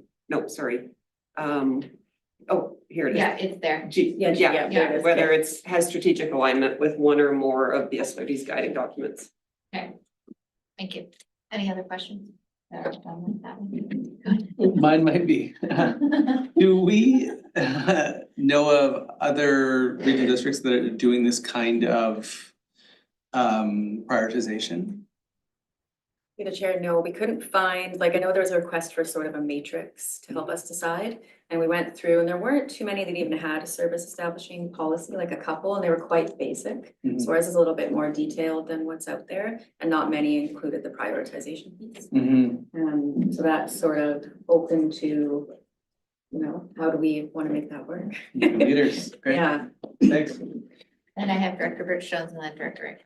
Thank you. I just remember previous CAO Melanie Helmer did considerable work on this with the EAD directors, and we had that meeting where we kind of said, no, we don't need that anymore, put this one at the top, please, and so on, and then she proceeded ahead and got quite a bit of work done. At least Area B certainly benefited from some of that work. That was great. I'm really pleased to see this. It all makes really good sense to me. I wondered about the amount of surplus we'd be drawing on. There was this reference to we'll just take it out of the operational surplus in general government. That is fine. That's the sort of way we're gonna budget it. Okay, perfect. Thank you. Good report. Yeah, we've made reference this afternoon to the fact that some of these requests for new services have been on the list for years. Yes. And the comment I would have, this is kind of a really good example of something which is quite different from the way municipalities budget and operate. And this is one thing that we have that impacts directly on the residents of the rural areas. And in my view, we should place a higher priority on establishing these services. For me, it's the reason why we exist. No, not the reason, but in terms of the rural areas, that's why we exist. Anything we want to do in our area, it requires a new service. If we're waiting 4 or 5 years for that to get done, and I understand why there's a time lag, because we don't have staff dedicated to it. We haven't established a high enough priority to it. There's maybe some things that we are spending time on that we could defer. When we decided that we would hire Melanie as a consultant, we cleaned up a lot of things, and that was really good. Maybe we need to do that again. So I mention that now because we're going into the budgeting process, and yeah, we can take this, and I really like this work that's been done, and we can look at all those ones that are already on the list, maybe add a couple more, and feel really good about ourselves that we've now got a list, and it's prioritized, and everything's ready to go. And it's still going to take years to get to it unless we make a change in how we approach it. So you can expect to hear more from me later. I thought you had your hand. Anyway, go ahead. Yeah, I mean, I really appreciate this and sort of putting some thought around, you know, which ones we proceed with and how we prioritize and all that. Presumably, though, this isn't an invitation to just every time we think of an idea, just throw it, and this will take care of triaging them all. But we still have you know, as much as we can to maybe hold off on deciding which ones we want to put into this queue at our strategic planning is when we do it, as opposed to, again, every time we have an idea. That's the intention, and I think that's. Right. Yeah, no, exactly. So the idea is new ones that come in will go through the process, but getting that list and then working through and prioritizing what we have with other options too. Like it's not meant to be restrictive or anything else you want to add in when we look at that, can prioritize something in a different way as well. Yeah, I could give an example right now. We in our rezoning of Britannia Beach said there has to be a community hall. And that had to be provided. We're now faced with a situation of how are we going to fund that? How are we going to manage and deal with that? And it looks, and I think we need a service for it. We can't afford to put that down at the bottom of the list and leave it for 5 or 6 years before it gets done. Hi. Thank you. I look forward to what will probably be a longish, perhaps complicated conversation when we get into the prioritization. I think this is super helpful for that, but already we're hearing, oh, what about this? And this has been there. And so it's gonna result in lots of conversations. I really appreciate this work. And with that said, I'd like to move the motion as recommended. Thank you. I'll second. Thank you. Final comment? Thank you for your work. Looking forward to it. All in favor? Any opposed? Motion carries. Okay, 9.4. We're looking at the approval of the SLRD 2024-2027 accessibility plan. Veronica Reed, Project and Program Coordinator with the SLRD. The purpose of the next report is for the board to consider the approval of the SLRD's 2024 to 2027 accessibility plan as presented. The Accessible British Columbia Act requires local governments to have an accessibility committee and an accessibility plan to identify, remove, and prevent barriers to individuals in or interacting with the organization. So the SLRD's Accessibility Committee is a staff-led committee that reports to the CAO. The SLRD's approach to developing the accessibility plan was to start off simple and focused. The Accessibility Committee consulted with staff, and we received feedback that identified various barriers, including the built environment, communication, computer software, and attitudinal. So using this feedback, the proposed 2024 to 2027 accessibility plan incorporates 7 priorities that will provide the pathway for the next 3 years to address some of these identified barriers. An overview of these priorities are, priority number 1 is looking at considering accessible design of the new Anderson Lake Park in Seton Portage. Number 2 will be undertaking a built environment audit of the Pemberton Transfer Station, being that that's one of our newer facilities. Number 3, we're going to do an audit of the public-facing SLRD services, so making sure we're being accessible to everyone with our services. Undertake an audit of the employment processes. Number 5, we're looking at accessibility training for staff and the board. Number 6, which is already ongoing, is collaborate and sharing with our member municipalities. We have regular meetings with Whistler and Squamish and Pemberton, which have been really valuable. Squamish and Whistler are a bit more advanced and able to provide a lot of support and guidance. And priority 7 will be undertaking surveys. We've done a staff one, but we'd like to reach out to the public and get some feedback as well. So if the recommendations are approved, we'll submit some grant applications that align with the stated actions of the accessibility plan, provided that no matching SLRD funds are required.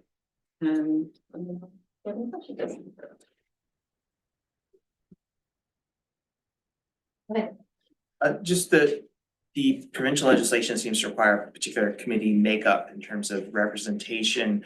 It wasn't clear if that is something we had or we plan to expand our committee to achieve. Yeah, through the chair, we plan to work towards that in the future. Like right now, it was board directed as a staff committee. And then there are certain targets we need to meet. So working through this will, like, we have another step in here about working towards getting staff to possibly identify and working through the HR piece by getting some of these processes underway in our priorities. So there's a few steps we need to do in advance of getting the outside and the staff to come onto the committee. But it is a future plan for the accessibility committee to be meeting that legislative requirement. Okay, thank you. And then the other thing which comes up in discussions on zoning sometimes is targets for adaptable versus accessible units and discussion around that sort of thing. And I'm just wondering if that is implied in this prioritization or that's something that might come out of future discussion or where that sort of thing. Yeah, through the chair, we haven't focused on the built environment at this point. Other than doing this assessment of the Pemberton transfer station. But because we have very little budget assigned at this point, and our plan is to start small. Get grant, there's grant programs out there that are 100% grant funded. We want to take advantage of that. And then in the future, look at those bigger projects that would require budget allocation pertaining to the built environment. Go ahead. Thanks for the work in the report. A few things that jumped out at me. I'm just curious if under number 3, so the process audit of specific public facing SLRD services, would something like closed captioning of meetings fall under that? Yeah, great, wonderful. And then I was curious if the board was included in the staff survey or if that was just explicitly staff. The chair, that one was just staff at this time. Was there consideration for including board in future surveys? It hadn't been, but we should. Yeah, that'd be part of, I think, of the board, the staff and board training. Like it might be also getting feedback, before we do the training and after, and see if we've seen, any change in the responses. Yeah, I think that would be helpful. It's one thing that it's a weird position to be sitting in the board. You are not an employee, but you do interact with the organization in a different way. And so I think helpful to get our perspective as well, if that's of interest. And then all of these line items are subject to receipt of grant funding, which I do appreciate. And I do think that there is some funding out there. But should we also be considering, especially going into budget, allocating some of our general revenue to advancing some of this work, especially given that some of it is legislated? And so I'm just curious if there is an associated budget ask that would be coming forward in the Like contingency. if we don't get the grants. Through the chair, so for the first year, we were thinking there's a little bit set aside. I think they're gonna look at around 2,000 to 5,000. And so for 2025, we weren't gonna request any funding. There's people who are like emailing us, asking us to apply for these grants. And then coming back for 2026, we might have a better idea of some funding required, and at that time, we might bring up the budget discussion of what extra funds could be required. Director Birch-Jones? Thank you.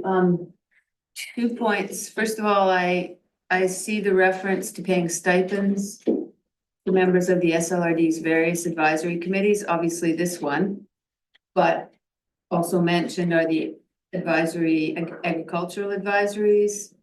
And I'm just seeing, so there's the agriculture, accessibility. Do we have other committees where we have volunteers? Maybe not, eh?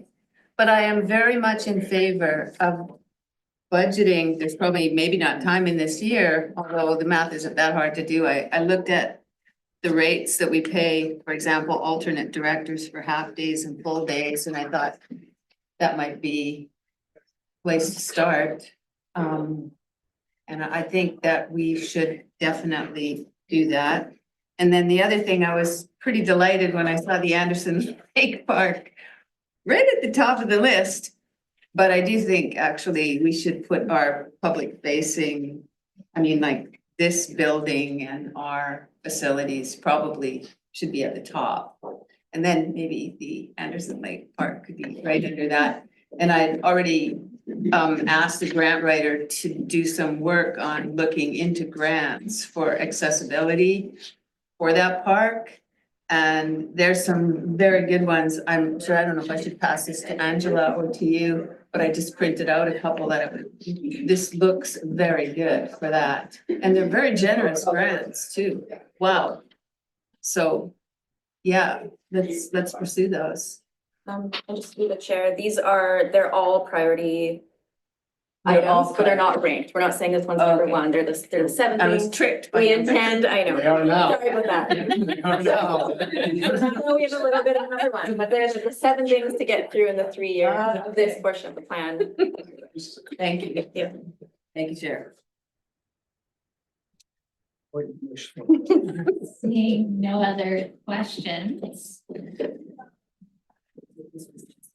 I'll move approval of the accessibility plan. Thank you, Mike. Second. Seconded by Director Crompton. Comments? All in favor? Any opposed? Motion carries. Thank you. Thank you. 9.5. We have, quarterly update on development applications from our planning department. Welcome. Thanks. Kate Needham, Director of Planning and Development Services. If anyone has any questions about this report, let me know. Hopefully I can answer them. Things are hopping in area D here. Never seen Go one of ahead, these. question, Director Rainbow? Yeah. Area D, Tiger Bay, do you have an update on that at all? They went through 3rd reading and we're waiting for adoption. There were Yes. some requirements. Can you comment on those at all? Yeah, I think the requirements are outlined in here. There is a requirement to pay approximately $480,000 towards fire services, as well as signing off on the final development agreement. So until we receive those 2 items, we can't take it for adoption.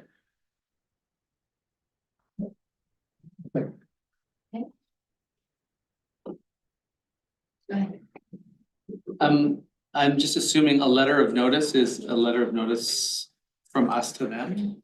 I'm looking at the Canadian Wilderness Adventures DP. Yes. And what is that, what is a letter of notice? Yeah, so if a file is inactive for a year. Yeah. We advise the applicant of that and let them know that unless we hear further from them, we will close the file. which means they have to reapply. And there's no legislation that just sort of automatically sunsets an application. This is a process we have to go through to tell them we're closing the application. We have not automated the process, so we have alerts and things like that we utilize, but. No, but I just mean like, so you say after a year, is that legislated year, or could we have decided to send that letter after 2 years or 5 years? It's set out in bylaw 1301, which is our development fees and approval information. Yeah. So that's how we any file that's inactive for a period of time just gets closed. Last question on this. Is that a lot of work? No. Okay, thank you. Okay, Move receipt of the report. fantastic. Seconded by Director Crompton. Comments? I find these really helpful, like the brief description gives you a lot of information, which I really appreciate. So thank you. Call the question, all in favor, any opposed, motion carries. Thank you very much. Our next, 9.6 is a Metro 2050 Type 3 Amendment Regional Affordable Rental Housing Target Implementation Guideline. Hi. Excellent. Thank you. My name is Claire Dew. I'm a senior planner here at the Squamish-Lillooet Regional District. I'll just briefly outline the information report enclosed in the board agenda, and then I'm happy to take any questions that the board may have. So the purpose of the staff report is to inform the board of the Metro 2050 Type 3 amendment, which is a minor amendment, and the notification request for comments from affected local governments. I'll just briefly highlight a few of the pieces that came forward from staff when we look at the connection to our own regional growth strategy. And then how this connects in from a regional perspective. So this amendment does speak to our complete communities, which is our goal 1, including major transit growth corridors in the regional target for affordable rental housing units is aligned with the SLRD smart growth principles and complete community strategic directions under this goal 1. So this is seen as positive from a regional perspective. Also including these growth corridors in their regional target is connected to goal 3 around generating a range of affordable housing and quality affordable housing. So that's also seen as positive from a regional perspective. And then I thought this was interesting. The Metro 2050 sets a regional target that at least 15% of newly constructed housing units within all urban centers and frequent transit development areas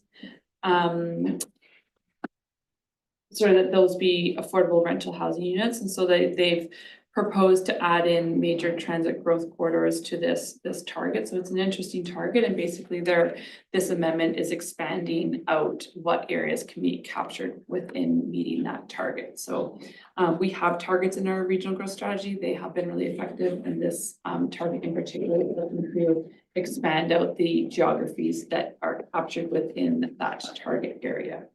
So the proposed referral comments, generally SLRD interests are unaffected, as the proposed amendments are administrative and do not alter the policy intent. SLRD staff recommends that the referral comments provide support for the proposed amendment and general approach. And I also thought this was interesting to highlight that Metro Vancouver is using implementation guidelines to implement some of their goals, which we are also looking to try and do at the SLRD. So it's these referrals are actually really helpful to see alignment in both the policy, but then approaches to implementation and action. I'll leave it there. Thank you. Questions? Thank you. Questions? Go ahead. Is it helpful to have a board resolution endorsing the staff commentary, or is it just equally adequate for staff to provide this feedback to Metro Van? Thank you. So through the chair, we have done both in the past. So if the board has specific resolution or specific items that they would like to highlight, I'm happy to include a board resolution in the referral comments that we send to Metro Vancouver. Otherwise, we can also just package up, so staff comments, so it's really at the discretion of the board. I'd be supportive of just reinforcing what staff has said here. So the resolution will be that the board endorses the staff recommendations or recommended comments, Second. right? Comments? All in favor? Are there any opposed? Motion carries. You do very good work, both of you.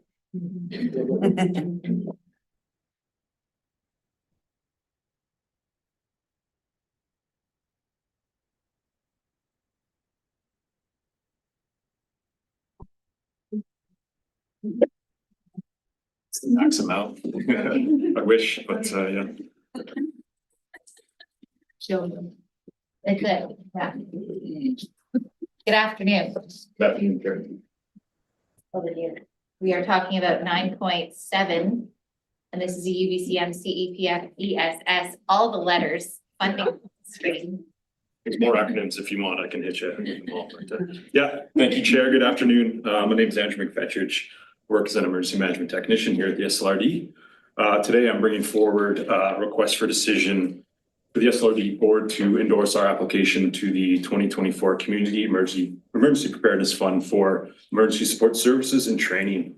The SLRD in our department is pursuing this grant funding opportunity to further develop our emergency support services capacity through the purchase of equipment that will allow staff members and volunteers to remotely register evacuees for emergency support services and even purchase supplies to establish remote reception centers for emergency support services. So this will not only support our own delivery of emergency support services, but will also provide the opportunity for ourselves to support our member municipalities and First Nations through mutual aid. In the past, we've seen where we're usually the ones asking for help, but I think it's, over the past couple of years, we've excited to say we've developed that capacity to actually be able to reciprocate with some help of our own. So, and most of this is built largely off our findings from the 2023 wildfire season. So, there's more details in the RFD itself, but I'm happy to answer any questions on the board or the grant application if you have them. Thank you. Go ahead, Director Max. No, thank you so much for this. I think it's excellent, and I would like to move that we apply for the 40,000, and there's more out there. Try to get it because that's not a lot of money, but it's a start. So anyways, I'll move this as presented. Yeah, Okay. I'll second it. I just want to make sure no one else has questions. Okay, I have a mover. Director Rainbow is seconding it. Comments? All in favor? Any opposed? Motion carried. Thank you, Chair. Thank you.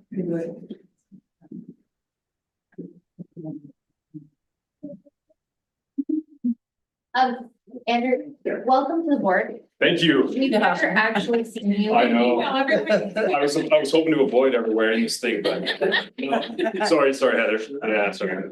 Excellent. Thank you. Thank you so much. Thank you. The name tags are. Too bad he's so shy. Yeah. Yeah. All right, now we're on 9.8. Now we are talking about a grant application for the Trans-Canada Trail Funding Program. Over to you. Thank you. Hi, everyone. I'm Melissa McDonald, Parks and Trails Coordinator. And this grant application is to support not a small glitch, a glitch that we came across this summer with regard to the Tippins Canyon Highway section. We've applied to the Ministry of Transportation for a permit through that section, and we had hoped to use a very handy concrete wall that we could cantilever an aluminum structure off for our trail, but they have directed us that we need to do a standalone bridge at that section, which requires quite a bit more engineering and design, as well as more money to build when we get to that stage. But there is a Trans-Canada Trail funding program that just came up. It just opened, and it kind of fits this perfectly. So we're hoping that we can use that Trans-Canada Trail funding to do this design work. If unsuccessful, however, there is the operational reserve that we can tap into with a board resolution if the board approves that. So we've kind of got our number one funding source and our backup in this report. I'll move that as presented. I can second that. Nobody has any questions? It is two. There's two separate, three separate motions, so, yep. That the SLRD support the submission of the following grant applications for $56,000. This is the first one that's been moved by Director Mack, seconded by Director Birch Jones. Comment? All in favor? Any opposed? Motion carries. That the CAO or designate be authorized to sign the application. Etc. Moved by Director Mack, seconded by Director Birch Jones. Comments? All in favor? Any opposed? Motion carries. And that should the grant application be unsuccessful, the board designate the use of operational reserve funding to pay for the project. Question? Do we want to put a ceiling on that? This bridge across the, do we have a? Oh, this would just be for the design, so to pay Okay. for the design. No problem. Yeah, okay, I'm good. 5 million. Not on the floor. No, no. Let the record show. Okay, moved by Director Birch Jones, seconded by Director Crompton. Comments? All in favor? Any opposed? Motion carries. Thank you. Thank you.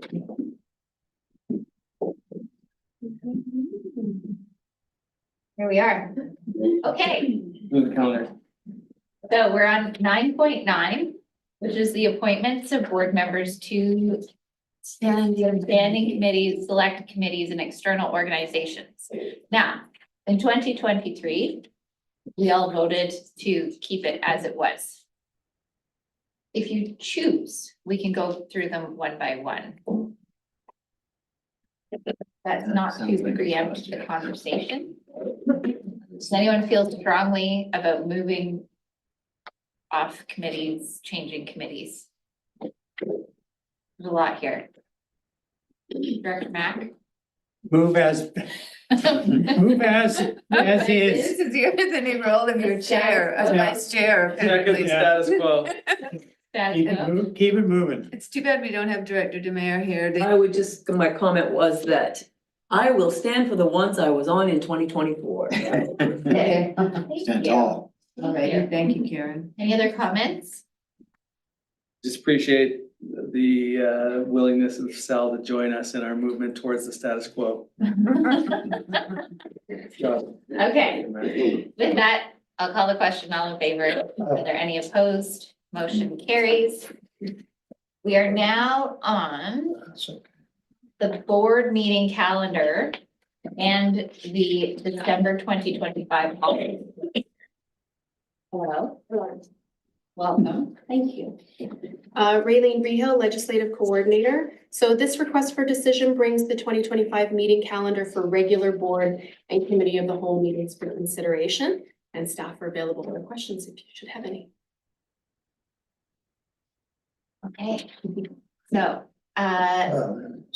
the only comment that I have is the June meeting is the hardest meeting from a kids in school perspective, because it limits our ability to participate. Now, that might not, it doesn't allow for a lot of time between EAD and if we were to move it up a week, it does present a problem there. But that was the only one that really, for me, is troubling. It's always troubling. Because there's no school program, it's 1 hour of school. The kids get sent home. There's no aftercare programs. So this is almost a comment to the school board that they need work days and a 1 hour school day on Wednesday. I'll second that. We'll send it. But that's just my internal monologue. Okay, so with that, with no changes recommended, unless anyone would like to make any changes to the board schedule as laid out, I will ask for someone to move that. Well, you're not moving. I'm not actually suggesting, I just wanted to make the comment. Oh, Okay. all right. It's starting to sound like Vivian over there. Fixing it. Other than me just not coming on that last day.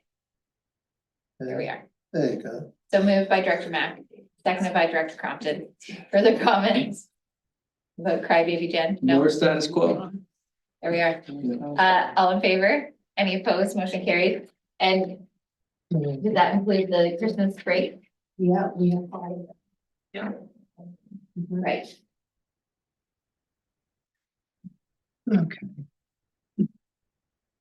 Okay, yeah. That one is. Do you not need a second motion for the cookies? Yeah, okay. Okay, Oh, office. comfortable? It did include the Christmas. Okay, good. All righty. Thank you. Moving on. Okay, so we're now at 10.1.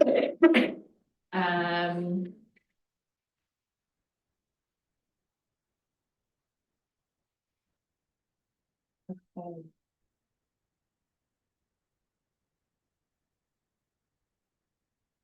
Actually, we've covered everything on here. I have little to report, other than I want to say to the board. Something we say is, maybe we don't say it, but someone says about elections is that every 4 years, we have a check-in with the community about how we're doing as elected officials. And I have the unique insight, privilege of having just gone through an election all by myself in this region. And I checked in with all of the communities for the first time. I've never knocked on doors in Squamish and I've never knocked on doors in Pemberton. And I got to do that. And I have a new appreciation for the diversity and the inspiring place that we live. And so I am honored to work on this regional district board with all of you.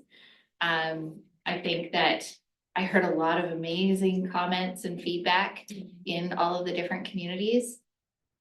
I also heard a lot of concerns, and I think we saw as the outcome of the election unfolded that there's a lot of feedback that we need to take seriously as a province that we need to pay attention to. So I think that I'm glad to be back working with all of you. I am looking forward to the next 2 years of seeing how things unfold with the new government in place and some pretty significant changes to how the government is structured. They've made some pretty big statements just by changing ministries and bringing ministries into different alignment than they were in the previous government. So we as a regional district have an opportunity to continue this work with some probably new allies at the province. But we can't relent on the work that we have done. So I want to thank you all for supporting me, supporting the work while I was stepped away from this table. And I'm really excited to be back with you. So that's all I wanted to say. Thank you.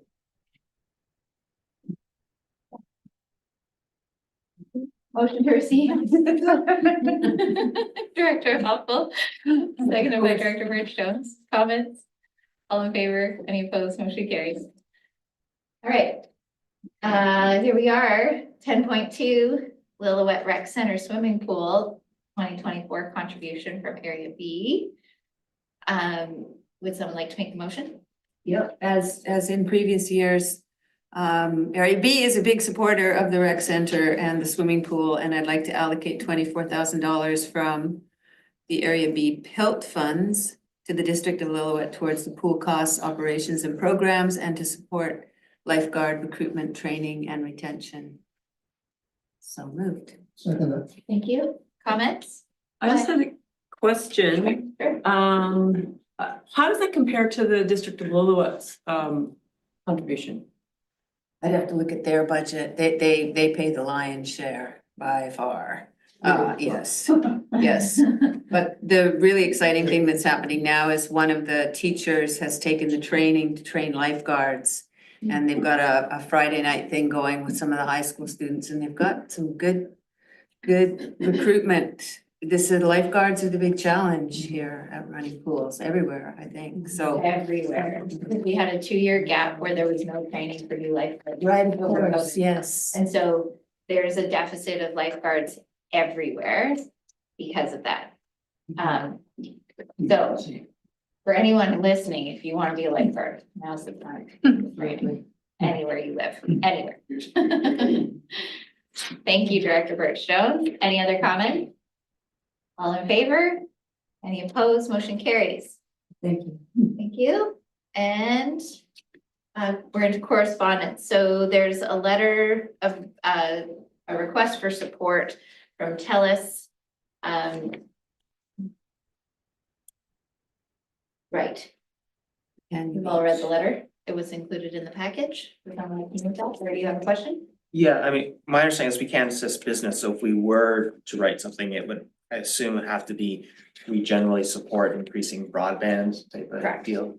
And we have lots of precedent where we've supported in all the rural areas on broadband and connectivity of all kinds of things because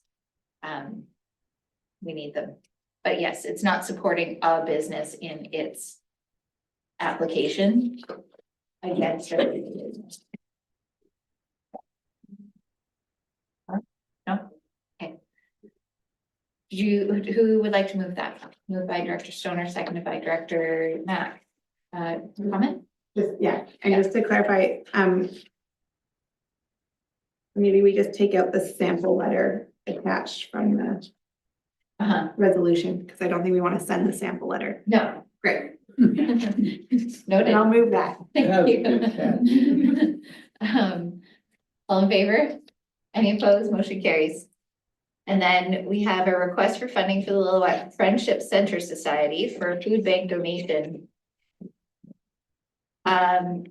This, wasn't this this was at EAD and then we referred it up. Because it's Pell. Because it's Pell, that's right. Then we had a really interesting discussion at EAD about, we've now for 5 years, or 4 years, have been contributing various funds to food bank programs across the corridor. And should we consider more of a conversation around that at the budget time about how to sort of fund in a more sustainable way to food banks, because as we know, food bank usage is higher than it's ever been in all communities, and which is really concerning. And I think that we just want to have some meaningful conversation around, rather than, each year a little bit here and a little bit there. Is there a conversation to be had? So that's one of the notes on my list to bring to the budget discussion. Just from a community enrichment perspective, right? I can't remember what the context was, but didn't we have that discussion in last year's budget? There was a line item that we talked about whether we should be providing annual assistance. It was when we used the remainder of our. Yes, COVID money. Fund or something. Which one was Was it? it the Growing Communities Fund? Okay. Yeah. It might have been a piece of that. And similarly, we had a nice budget in general select that we were using for food banks, which we Yes. no longer have. Right. I think it's a discussion we should have again. I mean, we might decide to do nothing, but we should have the discussion.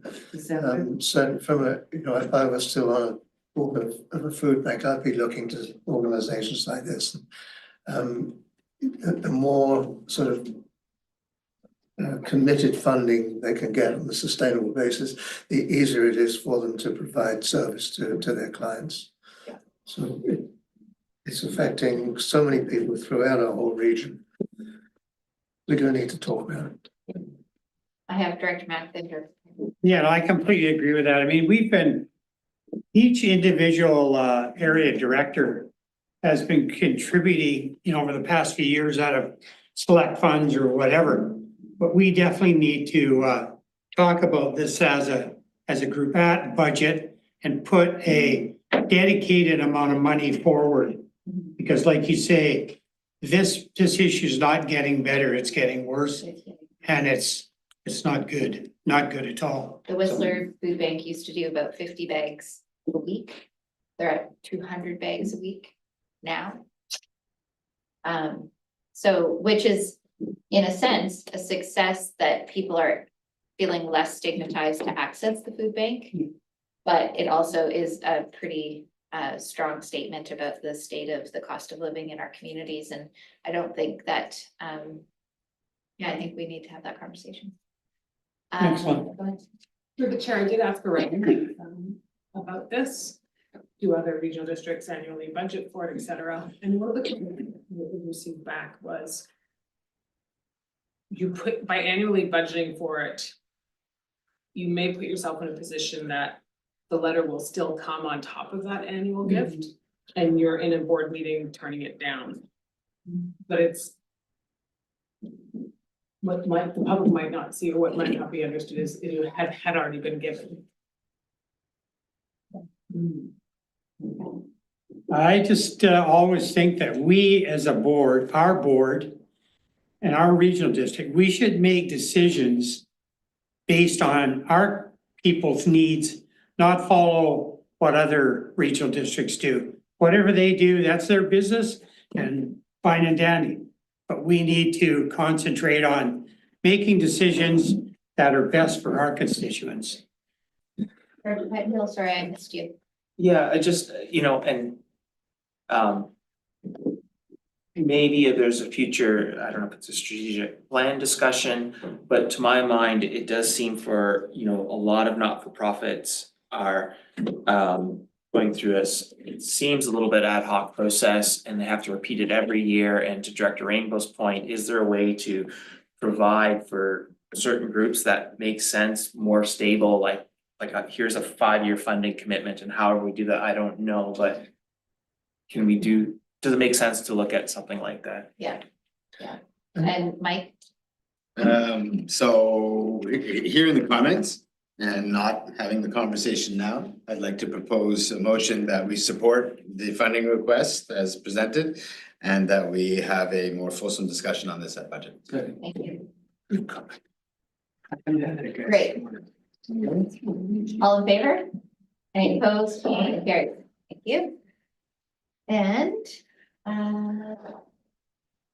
oh yes, the letter from Superior Health in response to the board meeting discussion of, what was that, October? I think it was October. And it's inviting us to work together to attract healthcare professionals to live and work in the Lillooet area.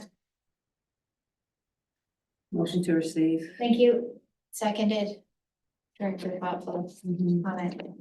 But Yeah, I'd just like to thank the board for writing this letter in support, and we look forward to the new health minister. We're really happy about that, and yeah, I mean, because working together and we're working good with our Stoutland neighbors and area A and B.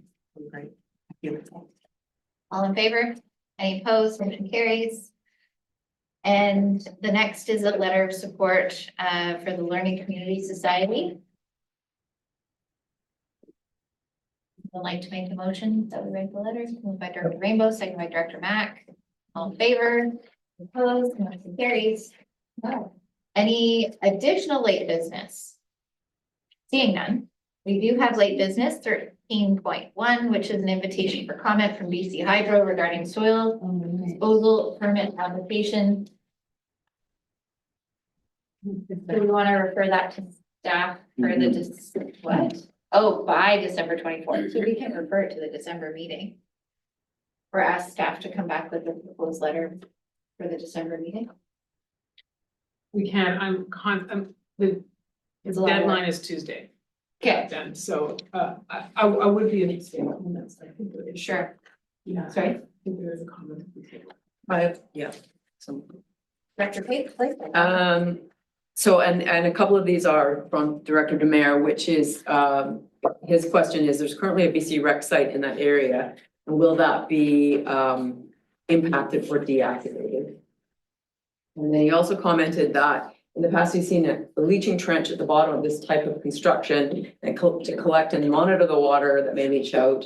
Hard to tell in the drawing, but he was wondering if there would be any sort of monitoring with regard to a leaching trench. So that's one of the comments that he had. It'd be important as the BC Hydro has to release a certain amount of water out of the dam to the Bridge River for salmon spawning. And so he's fairly confident that the Statlium would be making a similar comment with regard to this. And then the other comment that I had was I didn't see anything in the information on if they have given any consideration to the risk of invasives with the removal of soil from one place to another. And if there is such a risk, what are they doing to mitigate that? So those were the comments we had on that particular piece of correspondence. Thank you. Director Stoner. Appreciate that Director Demare and Director Playfair are able to dig into the details. My general frustration is the 30-day comment period. I think that should be top of our response. Yeah. It just is not feasible for us to provide a detailed submission for something that is actually really impactful, given even just our board package schedule. Like, we continuously try and tell these organizations time and time again, whether it's the provincial government, BC Hydro, that just is not sufficient in terms of consultation time. And so that would be, not having had the time to really dig into this, that would be my number one piece of feedback to them, is we would love to, and we're stretched to the limit, and this is not adequate in terms of our ability to turn around adequate consultation time. Fair enough. Thank you. Director Peckham. I would like to raise the stakes a little bit and say we are not supportive. We see you want to dump a bunch of stuff that you say exceeds the limits and have not given us the time or resources to assess it, and so we can't endorse it, given that. That's fair. Does everyone else feel that way? Go ahead. I'm supportive. My only thought is, Supportive of. I think I'm supportive. My only thought is, we get into if we get into a habit of responding this way, I don't think they're gonna change their policy, and then that just means that we never comment on anything. And then we don't get to raise our concerns about what has just been They don't shared. take us seriously. There's a leaching, like all of the things that Director Playfair and Director Demare raised are interesting points that probably would be well raised as part of the process. My intention was to include them in addition to Okay. other comments, but just say like, yeah, this has been a short timeline, this is what we're able to provide, and we still have outstanding concerns because we've only had. And therefore, Pending. opposed. And therefore we can't support. Okay, I'll second that. Has it already been seconded? That fit with people? I like that. Anyone else? Okay, so the motion is that we write the letter to say we're unhappy with the engagement timeline, short timeline. We have lots of concerns, therefore we can't support At this time. at this time.